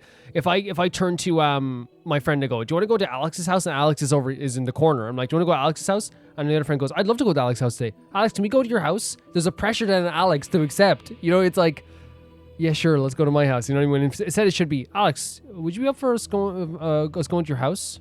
You know, that's what you ask first, you know? Not that's a big deal, but you know what I mean. Yunli and I will head out and purchase some sword practice equipment for Miss March. This is so fun. Think of it as a little initiation gift. Make sure it's pretty. You're too kind. Wait, you're giving me a gift? Shouldn't it be the other way around? March, you're actually helping here. You're helping here. Huaiyan smiling and smile. Oh god, I messed up that completely, didn't General Huaiyan's gone. Wait, why does something feel off about what we talked about? I? In terms of the battle itself, or in terms of like the kind of suspicions that the marshal has? Well, we'll see anyway. We'll see. I think we strayed off topic. How did things even get to this A little point? bickering. Yeah, I brought you here because the General said he had some important matters to discuss. But how in the world did Yunli and I suddenly become Miss March's swordplay mentors? I love it. I genuinely love it. Because General Huaiyan wants us to stick around on the Luofu for some time. Oh, wait. That's so interesting. Because I didn't even pick up on that idea at all. But the idea that, like, yeah, that's maybe what this is. It's like if March is like doing training here, then she has to stay here. So they want the Astral Express to stay here? But from his point of view, we're no different from all the other tourists. He's a little craftier than we think. I still love the idea of like that. I think it's gonna help Yanqing and Yunli, but I think that's like a byproduct of what he wants. Maybe it's like, yeah, he will help them, but he like it's also at the same time too. He also knows that he wants to keep us here. That's really cool. I didn't even pick up on that. Since the crew's actions were mentioned in the Luofu's operations True. log that was given to the Alliance, he probably wants to see firsthand if we're as capable as the report claims, or if we're just some made-up excuse to save face. I actually really like the way they're doing this. And he wants to see it for himself during the war dance, which is why he even dragged Yunli into this. What began as a simple contest between two sword masters has now evolved into you two collaborating to mentor March. I genuinely think that like this is like such an interesting way that they did this story here, because I didn't pick up on this at all. But I think it's one of those situations where like we have to always like be on the radar for that as well. But I think it's just because it does seem like it will help Yunli and Yanqing a lot that I didn't even pick up on that part. Elder Huaiyan is still that tricky general who likes to give everyone a headache. Definitely, for sure. My apologies. Love his eyebrow. Truth be told, I invited all of you to the ceremony because I wished for you to act as my witnesses. Now, I apologize for not disclosing this information. We kind of picked up earlier. on that earlier, didn't we? That of why he wanted us here for sure. But like, no problem. As I said in the last episode, if you wanted to use us for this, there's no problem. In the coming weeks, I'll also invite all of you to a meeting with General Feixiao, where you may need to answer her questions and clear up any doubts she might have. So please, be prepared for the meeting. No worries, answering a few questions, no big deal. Perhaps you should just pack up and leave for tonight?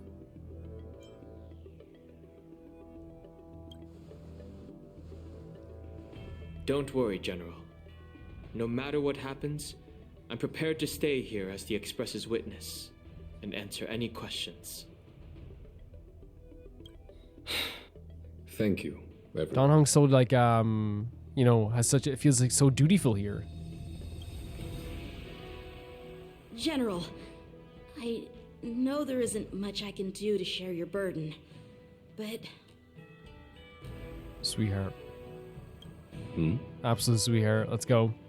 As the Luofu ringmaster, I won't let anyone defeat me in the war dance. God, I love you, actually. It's so adorable. He wants to, you know, again, and not in a toxic way. He wants to impress Jiaoqiu because Jiaoqiu is someone who, like, you know, has mentored him, you know? And it makes 100% sense he wants to impress him. In Ormali, Feixiao meets her old comrade in arms, who she had, okay. The illustrious Merlin's claw. Yukong, okay. And for so long, too. It's quite an honor. It's been a while, General That makes Feixiao. perfect sense that it would be someone like Yukong, right? Oh, really good shot with the leaf falling in front of the camera. It's been 30 years since we last saw each other, right? This is so cool. Yes. Back then, you were the vanguard of the Yaoqing's Verdant Knights, and I was a pilot of the Luofu's Rainbow Fall Fleet. Who would have thought that upon meeting again, you'd be a general, and I'd have given up flying. Really does feel like a lifetime ago. Oh my god, look at this shot. It's so pretty. Ormali's so cute. So pretty. What was I? So cute? So beautiful. Well, I wouldn't say I haven't seen you in 30 years. After all, your great victories are announced through the Yellow Bell resonance system every day. So I'm well aware of your great feats. So she's keeping up on her as well? How's your health? Sorry, I didn't mean to skip that, guys. Still stable, I suppose.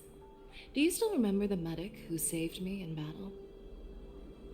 That healer with the odd name and peculiar temperament. What was his name again? Was it Pichu? Or Kaqiu? Jiaoqiu. He's been my retainer and personal healer, delegated by the Alchemy Commission from the Xianzhou Yaoqing. Over the years, he's dedicated himself to managing my condition. It's thanks to him that I'm still in good health today. Yeah, I love that, by the way. This one line here, if we're talking about realistic dialogue, sometimes you forget names. You know what I mean? Especially when it's been 30 years. I love that. Adore it.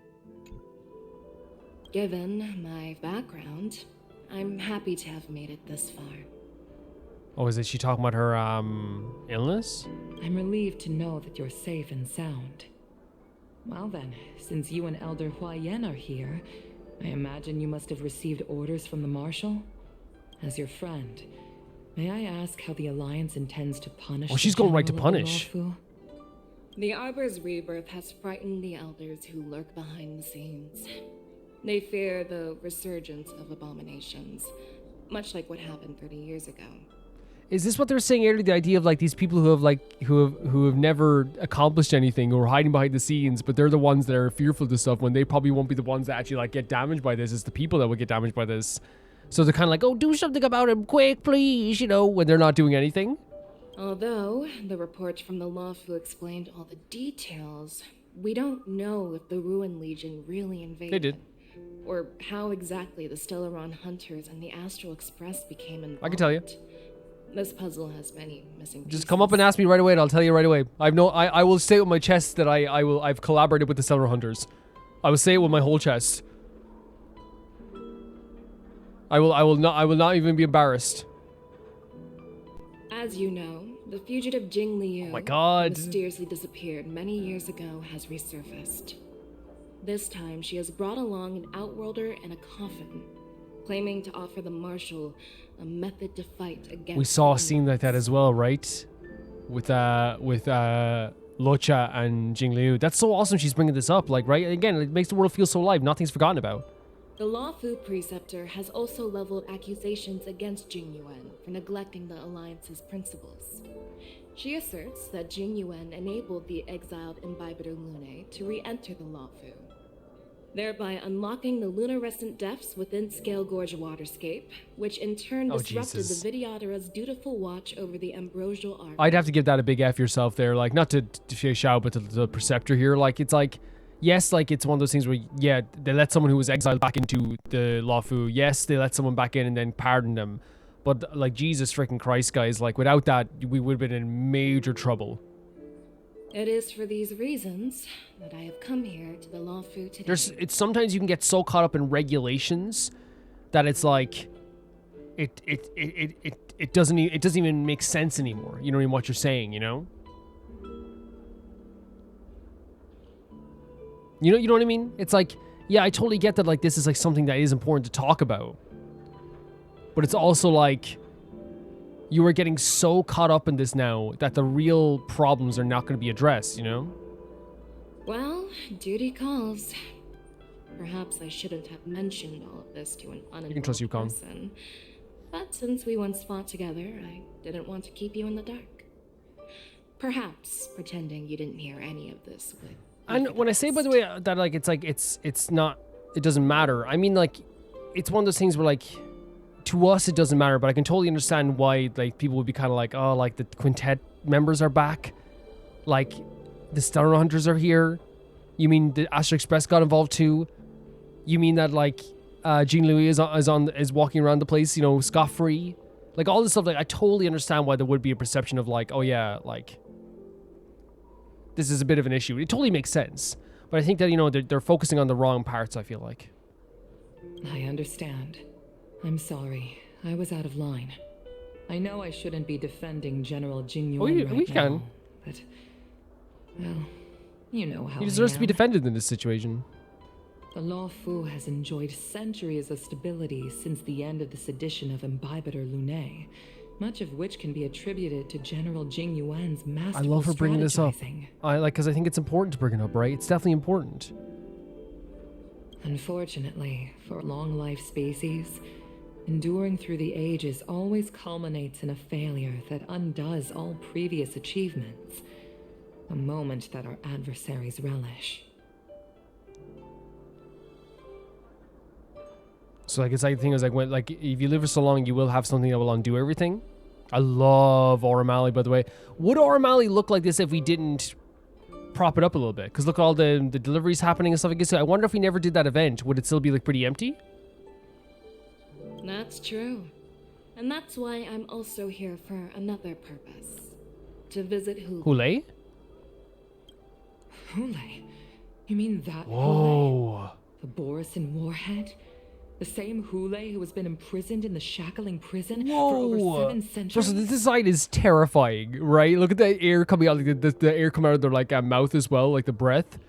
700 years they've been in prison? The nemesis of the Foxians who will never be forgiven and shall be imprisoned until the end of the cosmos. I can't quite remember the exact wording, but yes, the very This is so interesting. This is like a main quest, right? This is like really like a main quest. Usually, only emissaries from the Xianzhou Yaoqing Skyfaring Commission visit him once every century. Why do you have to visit him now? So they still visit him once every century. The Foxians and the Alliance made a pact to combat the abominations, aiming to achieve justice and free their kin. That werewolf monster is to be forever imprisoned in the dark recesses of the shackling prison, facing unending retribution. Given the situation on the Law Fu, those on the Yaoqing are concerned about Hule's imprisonment. I'm afraid that the routine visit every century is no longer sufficient. Oh, maybe that's one of the reasons why the Boris and, like, we're so close to this place too, possibly? Could it be? Maybe? This is so interesting to me. Like, and it's so, like that this image itself has such, like, an energy to it of, like, It's like fear-inducing. Like, this getting free is already a terrifying prospect. That's why I was sent here, to reassure them. A lot of reassuring going on. Right? A lot of reassuring. It's all bad news. Well, not everything. There might be a silver lining. Oh, by the way, I found some clues about the thing you asked for. What'd she ask for? Tell me more. The Verdant Knights followed the route you mentioned and discovered the wreckage of the Whistling Flame ship. Unfortunately, there were no survivors and no cargo. Is that a ship that was... they might have mentioned before. I don't know if it's the ship that was, like... It wouldn't be her... what was the name again? I always feel bad, like, for forgetting... the name of the characters here. It was like Kaye, right? Kaye. Or maybe it's like some friend that she had as well from the time of the war. However, as well. Someone had already been on the scene before we arrived. Oh, for real? Our people? Or someone from the IPC? Oh my god, are you serious? No, neither. Yukong, have you heard of a person named Ron May? Wait a second, what? Ron May? We know Ron May, right? The way I described her is she scares me, but she's one of the most interesting characters in this game, easily. Oh my god, Ron May! That's so cool. After running around, you finally arrive at the Penacony Inn for a well-deserved rest. Thank God. Tonight, your restlessness from meeting the general and bustling crowd before the wardance keeps you from falling asleep. Okay. Totally get that. Totally get that. Day 2. I'm still feeling sleepy. Did I oversleep? Where did March and Don Hung go? Let's go find them. So I heard people were looking for me. By the way, it's still such a cool design as well. Like, again, it's like this really shining, pristine kind of blue battle armor. It's always so cool. And the moons on it as well look great too. Wait, is... Well, Yanqing is there. Are they looking at like a storytelling thing or something like that? Let's check it out. But yeah, before we go any further, that scene, love that scene. There's like a lot of there, like, which talk about, like, you know, the reason for Feixiao to be here, you know, the idea of like all the things that make you uncertain was from a player perspective, where like, no, we trust the general. You can totally understand why people would be kind of like worried about that for sure. Even though, like, I think one of the problems I have with it always is like, it's always people that aren't on the ground floor judging the ground floor. You know what I mean? It's always that thing where it's like, you know, it's, you know, that it's like, it's kind of, it's the equivalent of like a, like, it's the equivalent of like when like an area manager shows up to a workplace and is like, it's like, man, you guys are so slow with this like ice cream that you're you know making. Why is it so slow? And it's like, you do it then. And then they try to do it and they make a balls of it. You know what I mean? It's one of those situations where like, the general has held this place together with hope, dreams, plaster, and glue. You know, and like, and he's done a good job of it, like maintaining, because it's hard, it's very difficult. But from their perspective, it's like, oh my god, all the stuff that he's done. Oh my god, the quintet is back. Oh my god, Don Hung was let back in here. Like all this stuff here that points to like, okay, there's a big issue here. Why is the Astro Express here? Why are the Stellar Hunters here? Like, you can, it makes sense, but again, he was holding this place together as best he could with the ingredients that he had. You know what I mean? His lollipop stick house was falling apart. He was doing his best, chewing gum, attaching it to it to keep it in place the best he could. You know what I mean?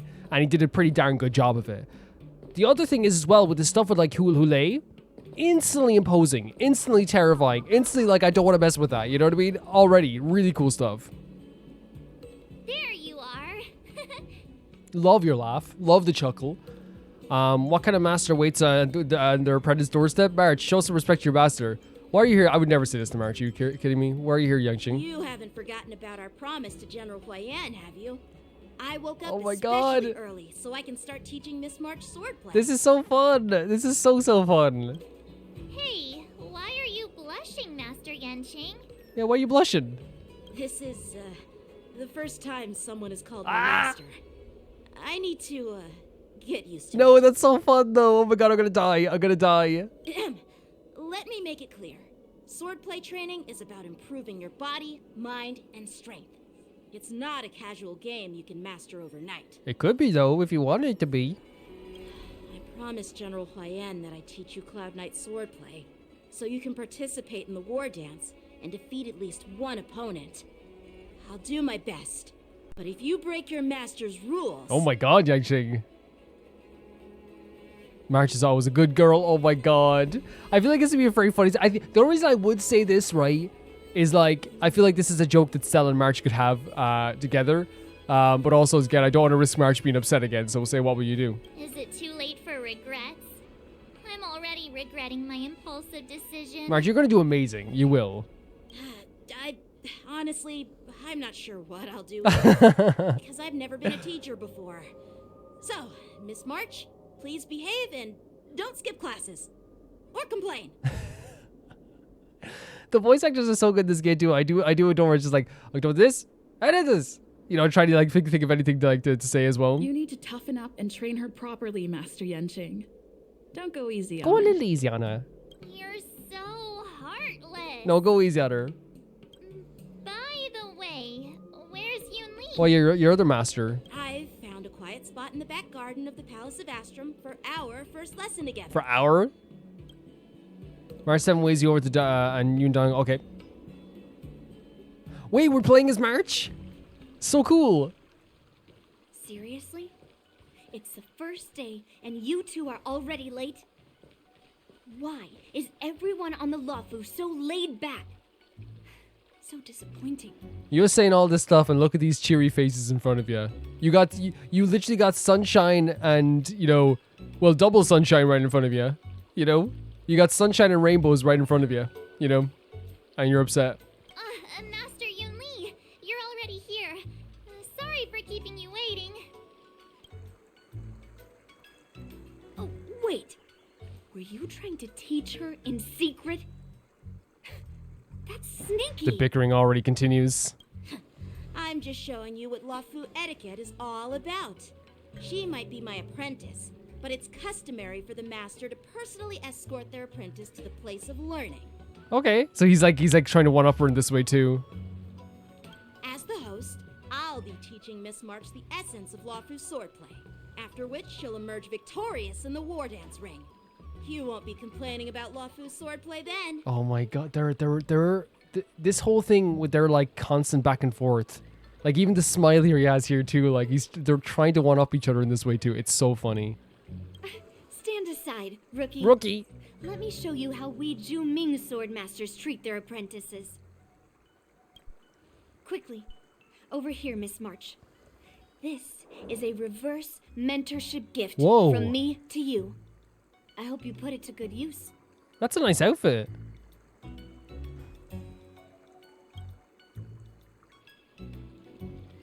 Imagine that's an actual March skin. Ciangel clothing? It's so beautiful.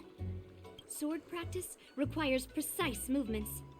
This outfit is tailored to fit perfectly and allows for smooth movements. I even added some small accessories. I put a lot of thought into it. That's all. Thank you so much. That's really cool. You're awesome, Master Yunli. Oh, I guess Yanqing, do something. She's gonna get a favorite master quickly. See? See? How can you compete with me? I'll teach March 7th the essence of Zhu Ming swordplay so she can win the contest with my sword skills. Oh dear lord. Actually, I've prepared Oh something my god, what is it? What is it? Huh? You have a gift for me too, Master Yanqing? Since you want to learn swordplay, Miss March, you'll need suitable weapons. So, I went out of my way to prepare They're gorgeous. swords overnight. He even like put flowers beside it in the PNG. You know what I mean? I imagine like, no, but there's flowers in the actual hilt. No, he went to great efforts. Even like, it's so March.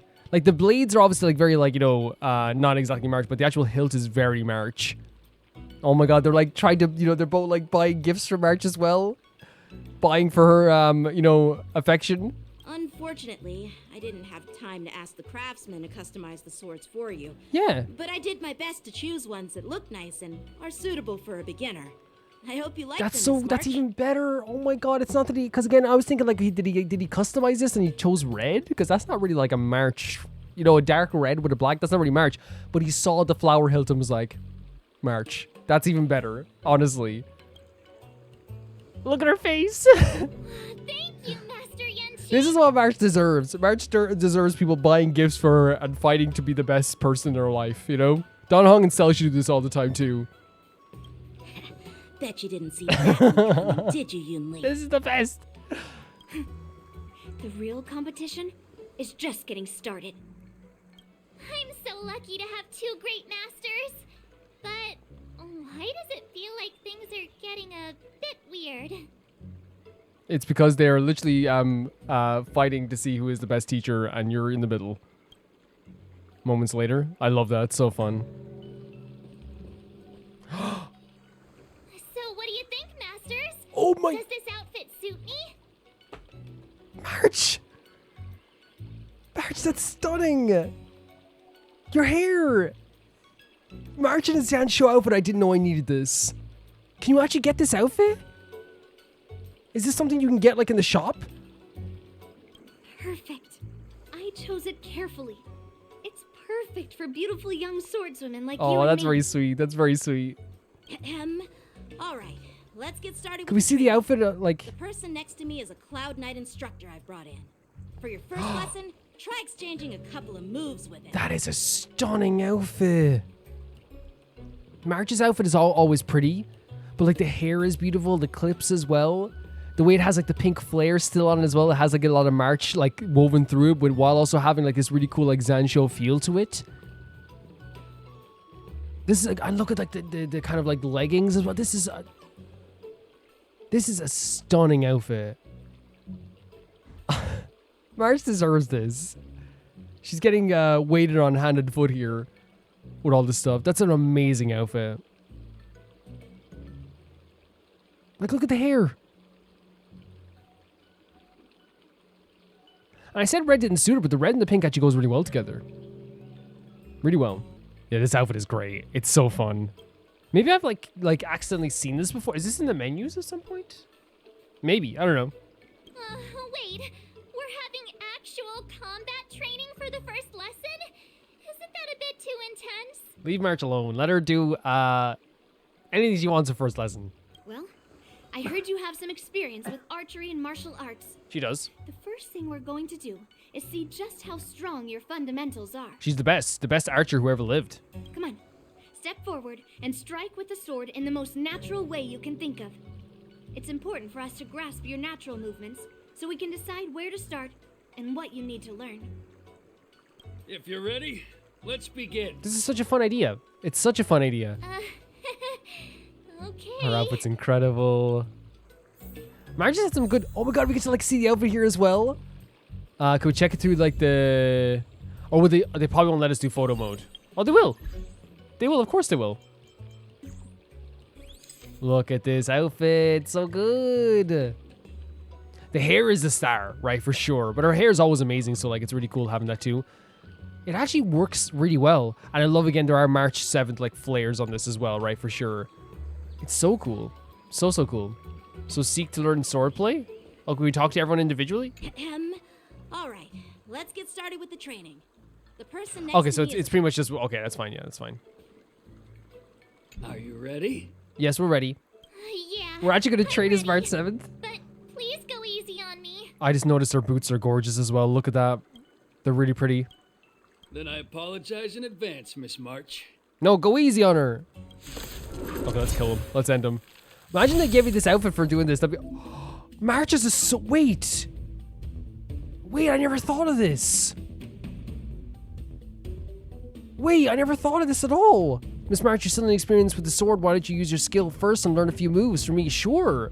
Come on. Honestly, now last message. Yeah. Oh my god, look at this team as well. Like with Yunli in the middle too.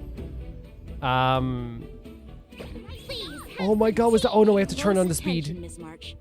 Shifu's attacks can now accumulate charge. It's all about being swift Shifu and agile in your movements. can accumulate charge for March 7th and make her realize her powerful abilities. Okay, so we have to gain charges from that, like that drink we had there. That's really fun. This could be so fun. I'm so excited for this. And we also get to like use Yunli as well with the is a great sword user. Oh my god. Oh Jesus Christ, the one shot. This is so fun. Do we get this for March permanently? Ignore him. Strength is everything. Oh my god, see they're still bickering about the idea of what's best for this as well, you know? Strength is everything, by the way, as well, as she's holding this freaking greatsword. It's a sick greatsword, in fairness. Rock shattering slash. Please be enough enemies so that March can use more of her moves. Well done. Look at her stance. Oh my god, with the swords. Are you like it matches her outfit at least, you know? So let's try this again. I want to see this again, the support system, but like slower. Master, have some tea. Oh, that's so fun. Become Shifu. We have to see her move as well, right? Please give us a chance to, I hope there's more than one enemy. Oh, there's different waves. There's different waves. Okay, for sure. Okay, so we can do this How many of my and see moves this can you move. block? Oh, so it's just a buff, I guess? It's just a buff. Okay, cool. Strike with heart. We know Yanqing's move as well. We can use it here also. She's so freaking, look at this. Oh my. It descends with might. She really does put an emphasis on like might and strength and power, right? For sure. For some sword play.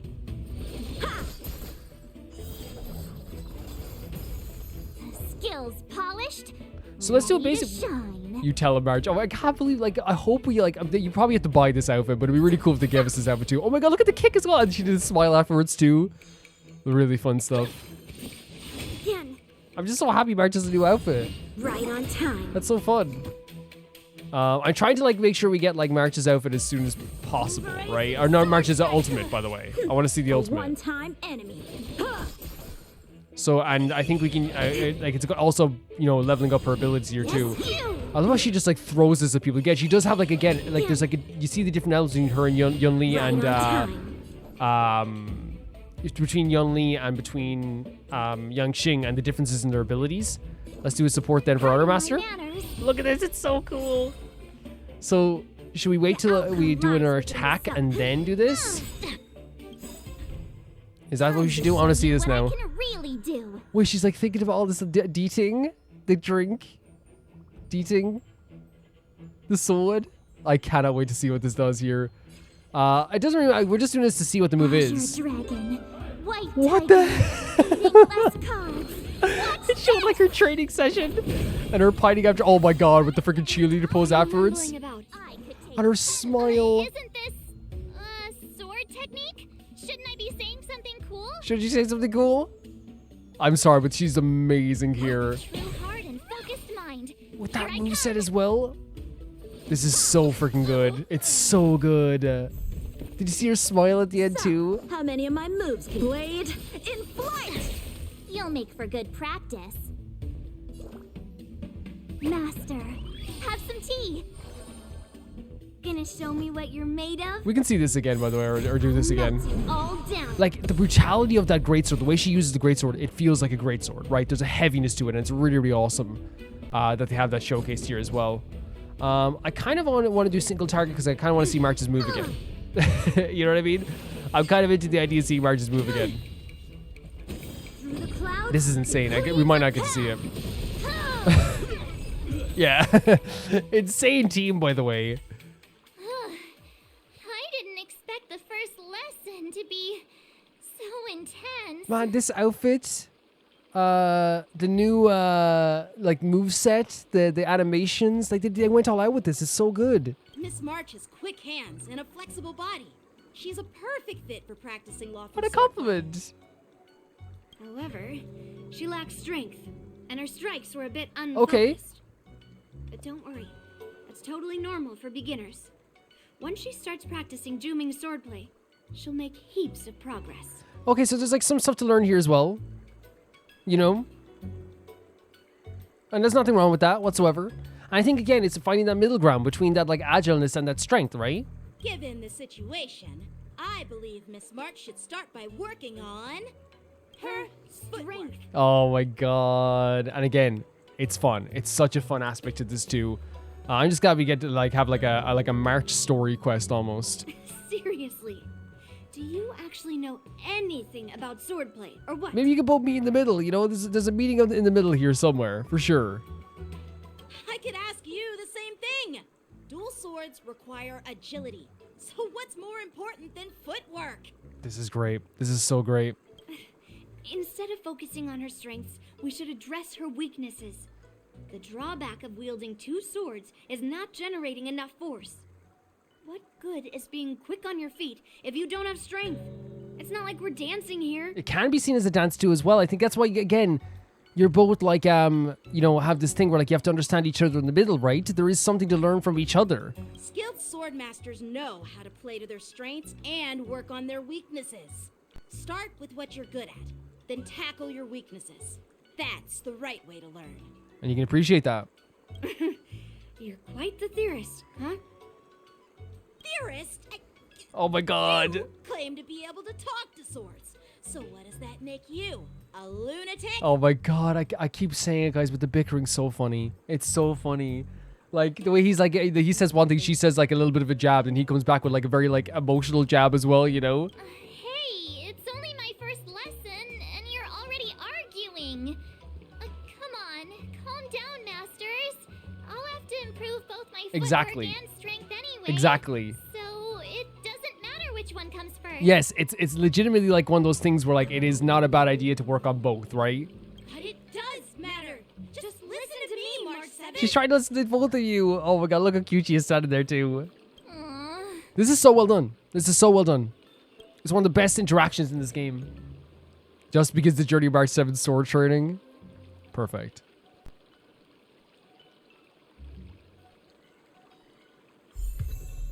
Wait. Wait. Wait. We just get this now?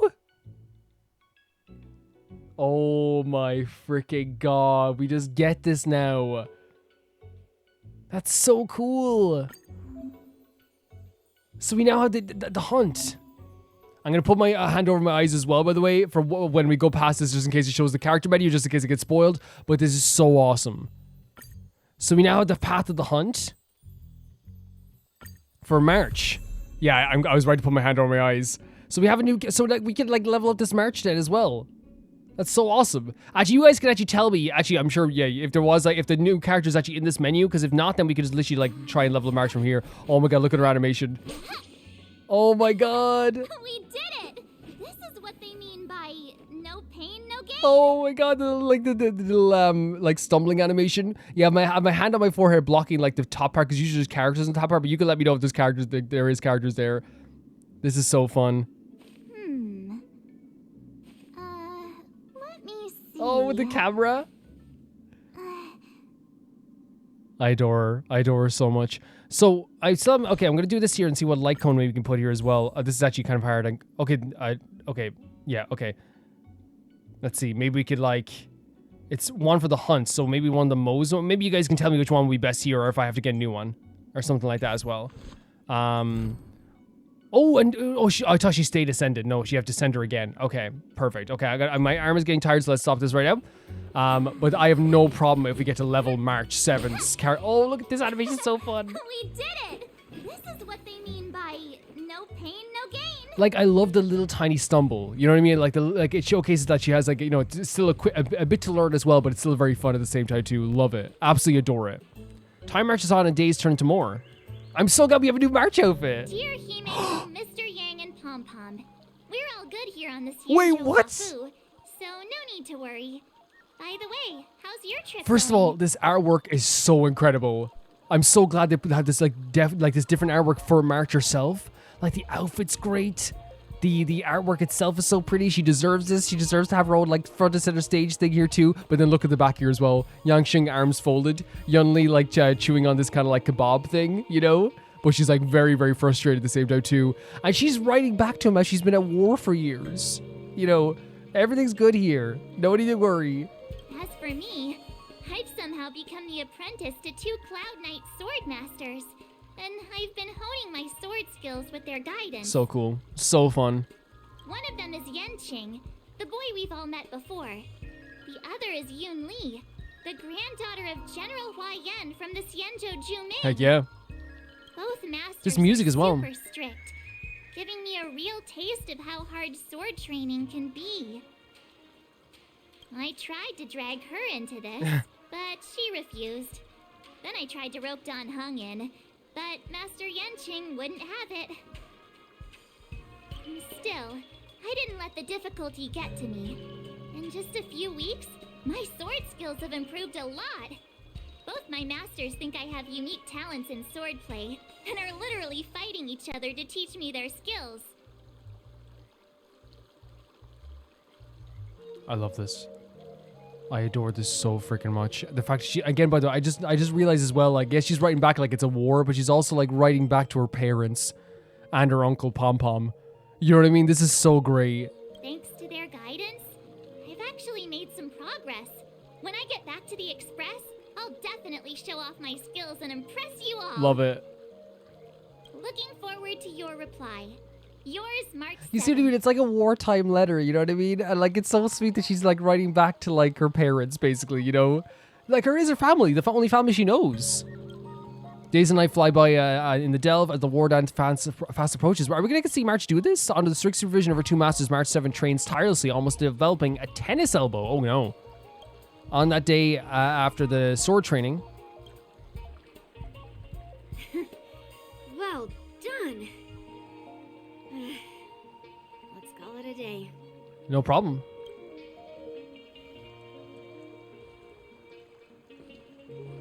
Oh, I have an idea as well, by the way, after this, guys. I have an idea. Miss March's sword skills are really coming along.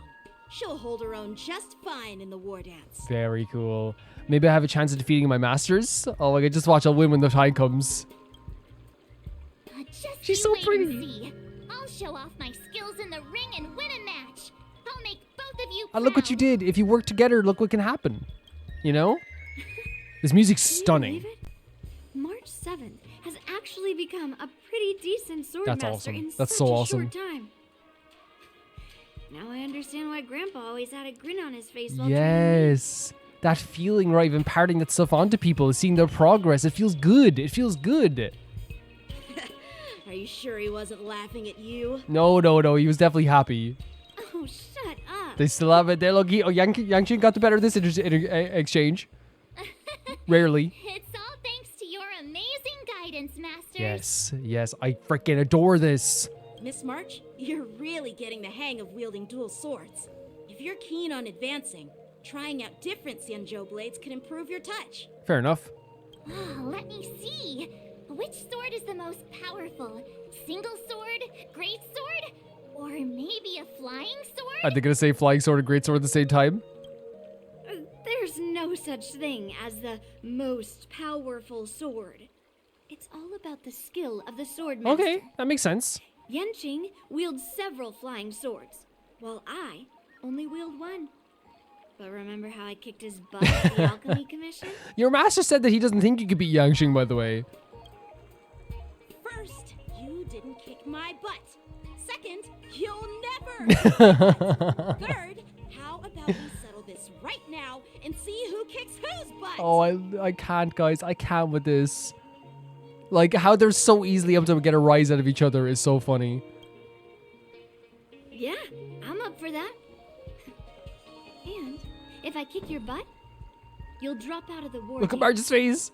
No, Yanqing, don't do that. Why are you two arguing again? I thought things had been improving between you lately. They have those personalities that they will always look for a chance to like have a little bickering going on. I love this music so much. Who's this? There was talk that the leading Oh. disciples of the Law Fu and Juming generals were supposed to face off in the war dance, but for some reason, they suddenly teamed up to train an apprentice of their own. Yeah. Turns out the rumors are true.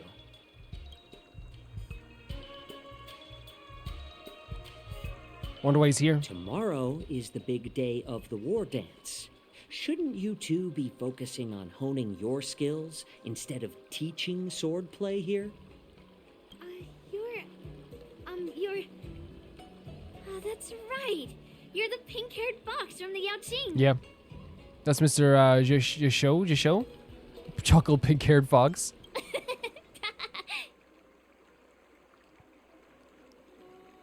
I'm sorry. Brings me such joy. What are you laughing at? You've got pink Yeah, hair you can too. relate. You're both wearing similar colors too. I'm Jiaoqiu, the healer working for the general of the Yaoqing. Ah, got it. So, you're the participant attending the war dance on behalf of the Yaoqing. And you were trying to sneak a peek at our training? Oh. Sorry for the misunderstanding. I don't know anything about martial arts. I'm just here on the general's orders to take care of some official business. I didn't mean to interrupt your training. I'll be on my way. Maybe just sussing things out a bit? I love the symbol, the yin and yang symbol on the back as well. If you know nothing about martial arts, why were you smirking earlier? Well, my curiosity got the better of me, I suppose. When I heard Miss March's pondering about what to learn, I couldn't help but wander over. From my professional experience, cleavers, slicers, chopping knives, and carving knives are all just tools. Kind of like frying, sautéing, boiling, and deep frying in cooking. They're just ways for people to show off their skills.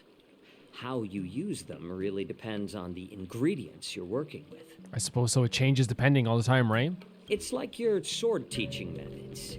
If you align your ingredient, in other words, your apprentice's natural tendencies, with the right cooking method, by which I mean the teaching method that best suits her, she'll make double the progress in half the time. So am I to like say like the ingredient would be the intended thing you want to use your stuff for, like the use you would have for it, I guess? Like what battle are you doing? What are you going for? I guess maybe, I don't know. For example, golden eggplant tastes best when fried, cloud peppers when stir-fried, and yellow boulder beef when simmered. It's all about discovering the nature of the ingredients. Apprentice. Oh, is he saying that it's best to, I'm getting hungry, it's best to like look at March 7 and say what she would do best with this stuff, I guess? What she is most attuned to? All this talk about food is making me hungry. Now you gotta buy her food. You have to. That's the rules. Are you a healer? Why are you talking about food? Well, it's just a metaphor. The medicinal school I follow on the Yaoqing is called the Ranja School. That specializes in food therapy. So it's only natural that I know a thing or two about cooking. That's cool. Okay, he's relating to something he knows. So, you're the general's cook? I'm a healer. But anyway, a cook who isn't interested in health doesn't make for a good advisor. Fine. Call me a cook if you want. Seeing the way you're looking at me, it's obvious you think I'm just some feeble academic. Nobody said that. I didn't say that. On about martial arts. But in reality, I know a thing or two about killing. Okay, bro. After all, the art of healing inherently encompasses both life and death. Imagine saying that to someone, hey, I know you're looking at me some feeble person. I know how to murder. I do a bit of murdering on the side. I know it's killing is different. What they would say is murdering. Why suddenly getting all serious with kids? Why is this guy suddenly getting all serious with kids? Do you recognize this bottle of medicine in my hand? No. This is called tumble dust, an extract from an exotic flower named Yabra. Yabra. Is it poison? Well, it depends on how it's used. With just one drop, it's able to numb a patient's body during surgery, making them painless throughout the entire process. Okay. However, increase the dose or the potency, and it'll slow the metabolism, making the blood thin and resulting in the loss of all senses. Even long-life species cannot escape its effects. So is he saying, like, it's kind of like this thing, it's like, he's saying that he has, like there's other ways of, like, you know, killing people? This thing can save lives or take them. It's more powerful than the swords in your hands. Okay, then throw the bottle at them and then they hit with the sword and see which wins. That may be so, but still, I prefer settling things with a sword than, you know. Huh. Looks like I did get you all wrong. You're not a feeble scholar, but a That sinister gong? and despicable Oh, wow. Because my perspective of what he was saying here is like, and March is scared right now, so you have to leave. My perspective of what he was saying was kind of like, he's trying to showcase that like life and death is like very similar and that like, you know, there's like a mix between the themes, I guess, of that as well. And like, there's more than one way to kill somebody than just using a sword. He's trying to show that he is like able to do this, but I don't know why. Maybe he got a little bit offended here, maybe? Hey, why the insults all of a sudden? I'm just sharing some medical knowledge here, not persuading you to poison Yeah, but you have to anyone. understand, right? As I said, like, he has to understand that, like, even if it seems like he's just, like, you can't just walk up to someone and be like, hey, if you were having a conversation with someone about sword fighting and you said, this poison can kill somebody, like, they're gonna be suspicious of you, 110%. Seems like you get real excited when talking about True. poison. I can't tell if that's an honorable thing or sinister. Picture this. 2 individuals. The one standing is full of malice. The other lying down is honorable and righteous. How can the one who's lying down label the one standing as sinister? So there's 2 people full of malice. One lying down is honorable and righteous. Wait, okay, so they're both full of malice. One is acting very righteous on the ground. Is he saying that just because, like, you know, you win in a battle doesn't make you the one who's bad? There's other people that are bad too? In the throes of combat, where life and death hinge on a singular moment, Okay. every idea fades into nothingness. The only thing that matters is staying I think he's legitimately saying that, like, just because I've killed someone doesn't mean that they were a good person. In those moments, you don't think about the idea of, like, you know, all the other extra stuff. What matters is the idea of just keeping alive. It doesn't matter, like, oh, was this person a good person or whatever, I guess. Surviving the battlefield reshapes all notions of worth, be it integrity or treachery. In my eyes, their significance is negligible. I think that's what he's saying. He's saying that on the battlefield, you don't think about, like, oh, is this person, like, good or bad? You just, like, you have to stay alive. Perhaps you've underestimated Yunli and me, Mr. Jiaoqiu. We may be young, but we've seen our fair I love that he share of said me, Yunli and me. I love he mentioned her as well. It shows some progress. Well, then you should know that the war dance is nothing more than a contest. So why are you so focused on it? When I was appointed as the ringmaster for the war dance, I asked the general, we Cloud Knights are supposed to charge into the fray and slay enemies. Why do we have to swing swords in a ring just to please an audience? And this is how the general replied. Oh, please. To unsheath your sword in a ring is no different than on the battlefield, as your sword reveals the might of all Cloud Knights. Interesting. Okay. The war dance is the perfect chance to showcase martial virtue and forge alliances from all over the cosmos.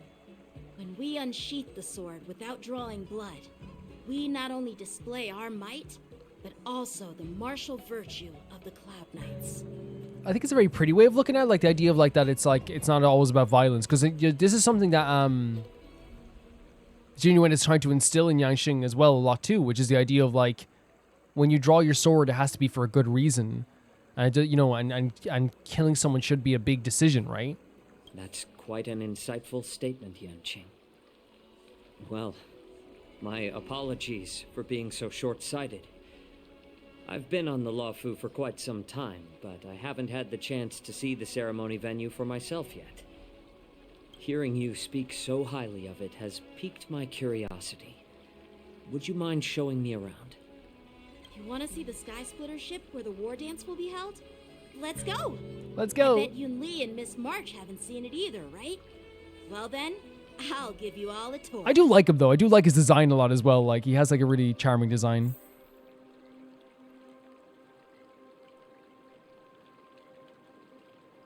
yeah, we're probably gonna end the episode here, guys. I hope it doesn't sound like I'm downplaying. Can we walk around as March? Oh, okay. That's fine. I hope it doesn't sound like I'm downplaying his character or anything like that either. It's not that. It's really not that. It's more of a case of like that. I just think it's like, you know, so crazy. Just like we were talking about swordplay, and yeah, again, I understand what he's trying to say. He's trying to say that there's more than one ways to kill people, and that like it's you know, it's not just all about swordplay. You have to think outside the box or some stuff too, and that makes sense as well. What's the enhancement move here? Oh my god! Imagine this is your killer. Please don't. I got a family. Don't worry about it. Don't worry about nothing. You're done. You're done so. Yeah, I said I was gonna like do this. I'm gonna put my... Okay, we have to do this really quickly. So let's go to characters. I'm gonna put my hand over my eyes. Actually, look down first. No, that was the wrong way to do it. Okay. What side is she? Oh, she'd be top, would she? Is she here?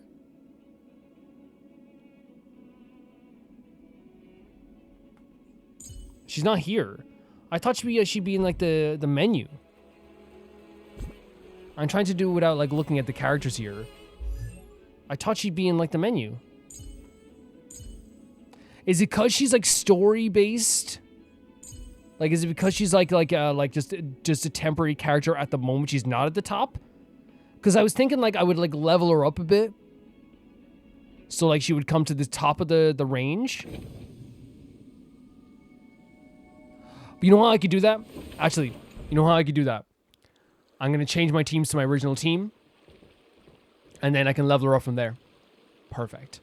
Absolutely perfect. Wait, I wonder if like we get to keep this up. I'm starting to think maybe we don't get to keep this outfit as well, because it's freaking awesome. I freaking love it. But yeah, we're gonna continue on with this arc as well, guys, as we're going forward.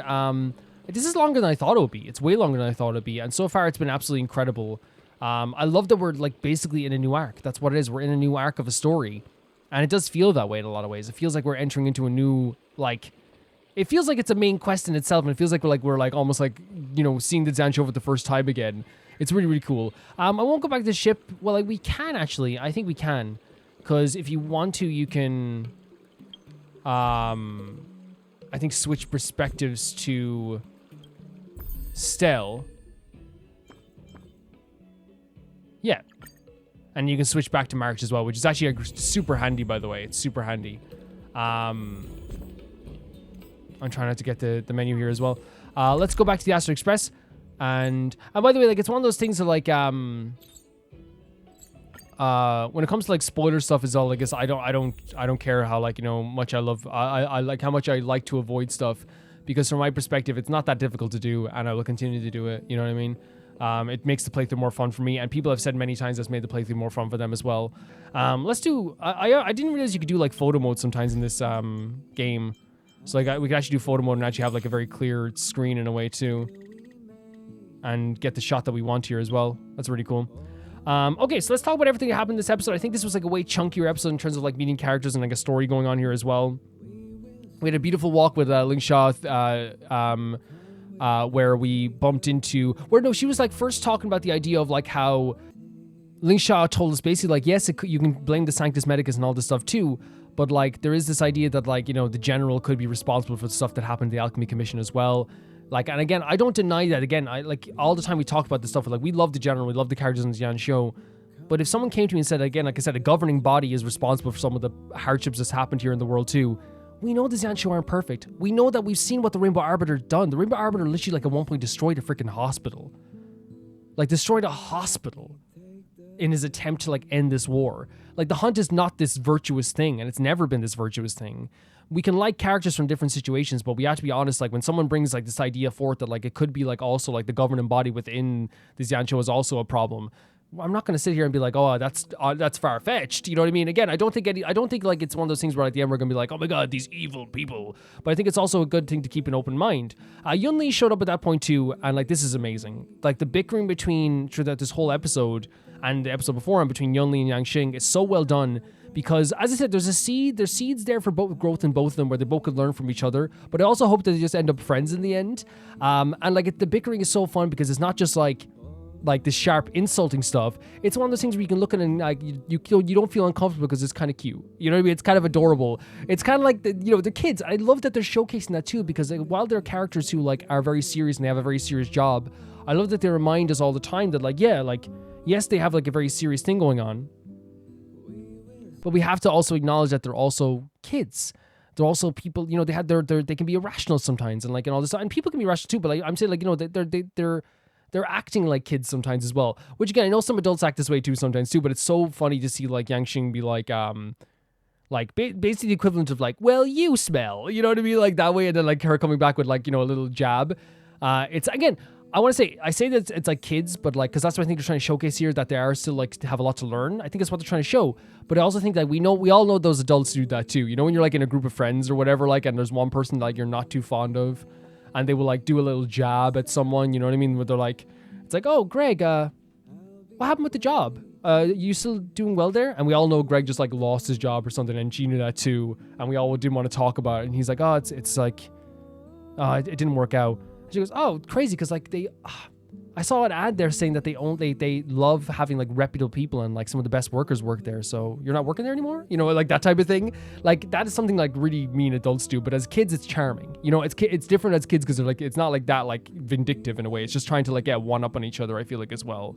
A great cutscene with this battle. I think one of the great things about this cutscene, as I said, was that it showcased that they still have a bit to learn. But as a viewer, as a non-swordsman, I look at this and I go, oh my god, this is an incredible choreographed fight. But then afterwards, when Feixiao shows up, she goes, yeah, there's still a lot to learn. And you look back and you go, yeah, she was very aggressive to the point that she wasn't actually landing any of her hits in terms of Yunli.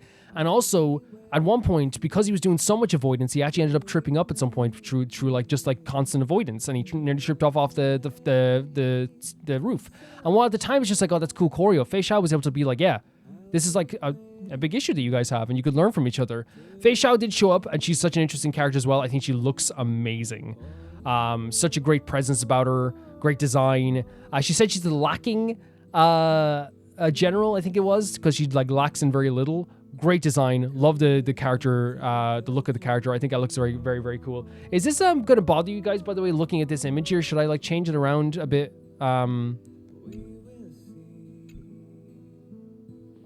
It's probably not synced up, by the way, with my audio, but like you can hear me like changing this around. I'm going to change to this side just in case that light is kind of bothering you guys. If it is bothering you, like let me know. If not, I can choose that side again at some point too. Yeah, I didn't want to bother you guys anyway. Didn't want to bother you with that.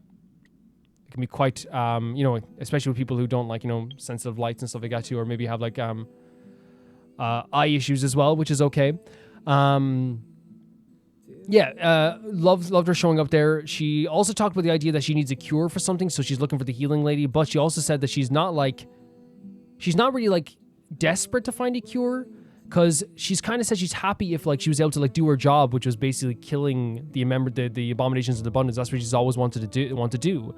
And they're also mentioned the idea of like from Jiaoqiu, who's like, do you think you see him as an enemy now? And it's a really important question, because like there's a lot of stuff going on here on the Zan show now where it's like, are they trying to make an enemy of the general? Is the marshal trying to make an enemy of the general? Because there's like an investigation going on, of course. Yeah, the interaction between Feixiao and our characters was so good, because she was like so like a pillar. She was like had such a presence among us, and it was such a good presentation of a character, the way she kind of like towered over us while not being like taller than us, but she kind of felt like not that she's better than us either. She had this like very like big like when you're in her presence you're like, whoa, this character feels very important. And I think that was like definitely showcased through her amazing outfit and her actions and all this stuff too, which is really, really cool too. She was able to stop the fight between Yanqing and Yunli by just grabbing their weapons. Like, you can't be not impressed with that. It was so impressive as well too. Yeah, but there's gonna be an interesting idea, because she also interacted with the way she interacted with Mose and Jiaoqiu as well. I got the energy as well from that scene where they respected her so much, but at the same time too, it's like they're able to speak their mind about the stuff that they're not that they're opposed to, which means that she's a good general, at least on that level. The way she like sees them as like someone like that they can, if you can talk back to your general and give insight like that, 100%, that's a really good idea too. A really good thing too.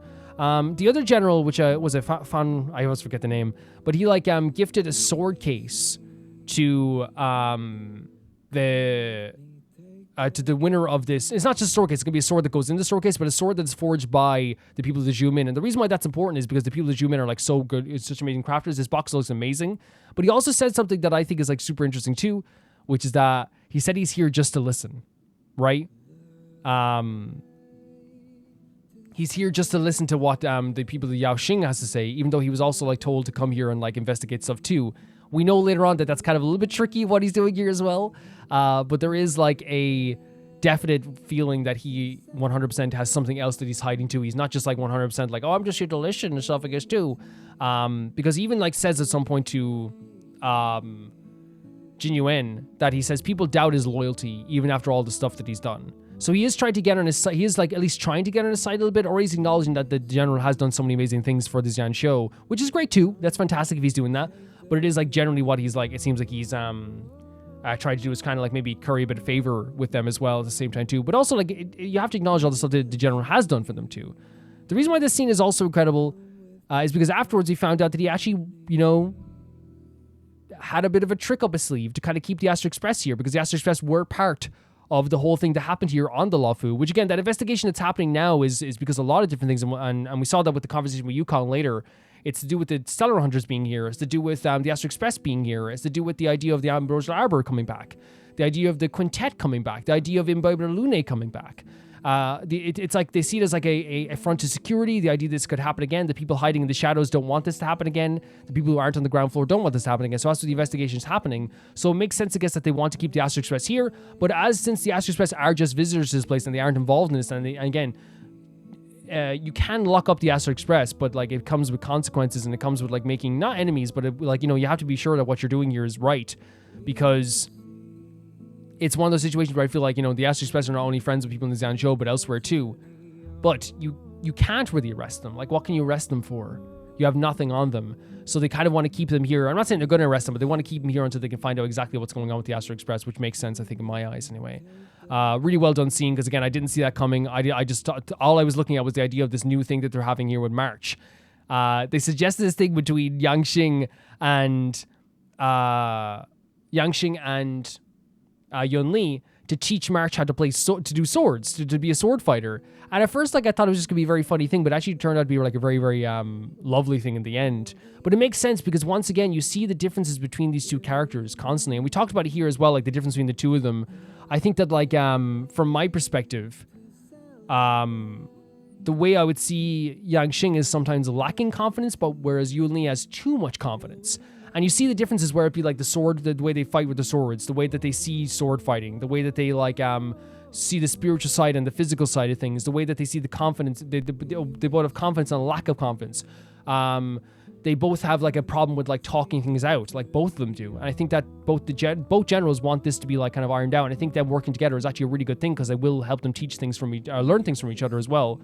Thought it was perfect. March is going to be learning about sword fighting. We saw that later on as well. Her outfit is so cute. It was such a great scene. And again, the crux, like to me, like the emotional, or at least like the character anchor, I mean that in a good way, the character centerpiece in this whole story has been Yanqing and Yunli, which again, I've always a fan of following Yanqing's story. I said it before, I wanted to follow more of a sword fighting journey, and we're seeing that here as well, which is freaking awesome. It really is awesome. Yeah, they're like, they're doing all their bickering stuff as well, 100%. But yeah, they're going to teach March, which I think is already such an amazing thing that they're showcasing here. March, of course, was so interested. Again, I love that in this game, March was just making jokes about the idea of like, oh, I want to see more, who wins. And they took that as interest and were like, yeah, you can do this. And March is actually like pretty excited to do this. Like, of course she is. She's a go-getter. She's someone who like always like appreciates learning something new. She's not like she has an open mind as well, I feel like, more than people give her credit for. Even though she's always weary of stuff, she's always a very sweet person at the same time too. And she's far from like dumb. Last thing I'll always say is like, I think sometimes like it's one of those things where like people who see upbeat characters that can be seen as dumb. She's a very open and sweet character, but she's not dumb. Look how she picked up that sword training as well later on. She is actually like very good at what she does, and she's not just there for comedic relief. Not at all. We saw the scene between Yukong and Feixiao. And she talked about the idea of finding the ship, but it looks like the IPC like intercepted the ship beforehand. And also, we might get an answer to why the Boris and people were here. And that is because of, was it Hulei? Hulei is this ancient creature of a Borison who's been trapped on the Jianzhou for 700 years, and people only visit him once a century. But now the people of the marshal and the people of the higher ups of the Jianzhou don't see it as like enough anymore. They're like, you have to visit it more than just like once or twice now. You have to. So it's like this situation now where like this ancient beast is in the background. I'm sure we'll get to see it at some point. I'm sure we will. But there's a worry that it might like break through loosers and chains. The way I look at this scene as well was so impressive. Instantly, they gave this energy off this beast that like I was terrified, worried, scared, all this stuff. But it worked really well in my eyes because of that. Because they set up this premise of this beast, this Hulei, in a way that was actually quite terrifying. I think so anyway. It made me kind of like worried about what we're going to see with this creature, and the idea that it's been locked away for 700 years too, and the Borison attack that happened earlier on the Zanshou, maybe that's why they were coming here too. They also attacked the IPC though as well, and the IPC are also involved in this conversation too in terms of Rune Mei. Rune Mei, who is a part of that the same thing Dr. Reishu is, I believe. She like was also involved with something to do with that ship as well. We'll see when she comes back up as well. She's a character who obviously terrifies me, but at the same time too, I think she's so interesting. We saw here as well that the explanation for why that there's an interference here on the ship is so straightforward. And while like I think that like they have no problems with as you said, the general holds his place together with glue and love and care. But from the outside perspective, and longtime villain, quote unquote, in Don Fong was technically pardoned, right? In their eyes. Blade came back. Kafka was here and she got captured and she was set free. The Astral Express were here at the same time as the Cellular Hunters. Jing Liu showed up again. The Ambrosial Arbor was here. And the idea of like the Santis Medicus, all this stuff. There's so much stuff happening here that it makes sense that they would be kind of like, okay, we maybe have to investigate this stuff and see what's happening here. Because like, obviously, and the stuff with like Jing Liu and Locha as well, talking about the idea of like using the power of the Aeons and stuff like that too. There's like so much stuff that like it makes sense. And like whilst I can go like, I can sit here and vouch for the general, I think it's one of those things where you can't deny how like it actually makes perfect sense that they're here. You know, it makes perfect sense that they'd be investigating what's going on here. Because while you can say it's to do with like the Antimatter Legion, they don't have full-on proof that it was just the Antimatter Legion. They have to like look at everything. So I'm glad that they kind of like made it like make sense why everyone was here. They made it make sense why all these characters were like converging on this one area. It made it make sense why like there's like an investigation going on. Because again, from our perspective, like the general is really cool, but like that might not be from everyone's perspective as well. Very well done stuff there as well, I find anyway. Yeah, like really, really cool stuff with that scene as well, with the Hulei stuff and the Rune Mei stuff. And it's also, again, setting up a premise for future stuff where it's actually kind of like scary. It's kind of scary. But again, great character interaction between these two characters. Oh my God. The march training. Are you freaking kidding me? Are you freaking kidding me? I absolutely adore that they gave her a new outfit, a new style, a new path to follow, these new weapons, this new moveset. Like, she's so freaking cool. And I think it's awesome that, like, you know, Don Hong has Imbibber Lune and also March has this new character as well. That's awesome. That's such a cool idea. And the moveset is fun. It looks cool. I can't wait to be able to level it up at some point. It might be a while before we get to level up other characters, but we'll see. But she honestly, like, was fantastic here, and her moveset was great, and the outfit's incredible. Like, I didn't think red would be her color, but red actually does go with the pink. And now that I think about it, Charlotte in Genshin makes red look really good with the pink as well. So maybe, you know, maybe I'm just like, you know, doubtful of color sometimes, so color coding. But I shouldn't doubt to Honkai Star with this stuff too. Yanqing got her these blades. Yunli got her this outfit. March is being pampered in that sense too. She's learning all this amazing stuff. She's actually getting very good at the sword training aspect of it all, the sword aspect as well. It all went so well. It was such a great scene. And even with that, there was still that bickering between the two characters that's so funny to see in terms of Yanqing and Yunli. They're trying to kind of impart what's the most important thing to put on her as well, what's the most important thing to use. But later on, they kind of had this idea of like, it got so close to being like, it doesn't matter what weapon you use, you know what I mean? And she's like, yeah, but I did use my greatsword to beat you. Still that bickering is going on too. Xiao shows up and he like kind of like, to me, emphasizes the idea of like, hey, like you're all these sword fighters, you're great at sword fighting, but really what you have to focus on what the ingredients are. What is March's purpose here, and what is March able to do here with her sword fighting? But he also references his poison, which to me was like him saying like, there's more than one ways to kill people. Which, whatever, like, you know, do whatever you want to say. That makes sense. But it seems like that's like what he was trying to say. Maybe you guys have a different interpretation. To me, it seemed like he was just saying that there's more than one way to kill people, and the idea that there's like the very thin line between life and death, and healing and death. Like they tread the same line as well. All in all these scenes were incredible. I think my favorite scenes were the stuff where they had said Yunli and Yanqing. I love the new March outfit. I love the tension that they had here with Lingsha and Feixiao, but also like the battle cutscenes. It's really incredible seeing how they set up, as I said, Hulei. Like, there's so much stuff. Like, again, there's still a lot of bubbling going on, but there's a lot of setup for the future as well. There's some mystery there with like the generals. How are they going to like deal with Jin Yuan here? Is Jin Yuan going to be able to get out of this? What's going to happen with the war dance? There's so many little things that are going on here with this story that I'm actually like really, really unbelievably impressed. Unbelievably impressed with this. And I love it. I love the character interactions, love the character designs. I think they're all very good. Like, they did a really good job with all the characters and their introductions. I can't fault it, really. I can't fault the idea of this because I'm having like such a good time with this that I don't think I can sit here and be like, they could do this better, when in reality, like, I'm having a blast. I'm smiling from ear to ear. I'm having a laugh. I'd say my 3 favorite characters, new character designs we've seen so far. March's new outfit is number 1. Then I would say it's Lingsha. And then after that, I think it might be Feixiao, right? That outfit, how cool it looks with the boots and like the jacket, like she looks so imposing in that sense too. There's some really great new designs here. I think once again, this showcases in this video how good the conversations are in Honkai Star Rail on the level of like comedy, tension, introducing characters, relationships. Like, it's also good to see all these different things here together.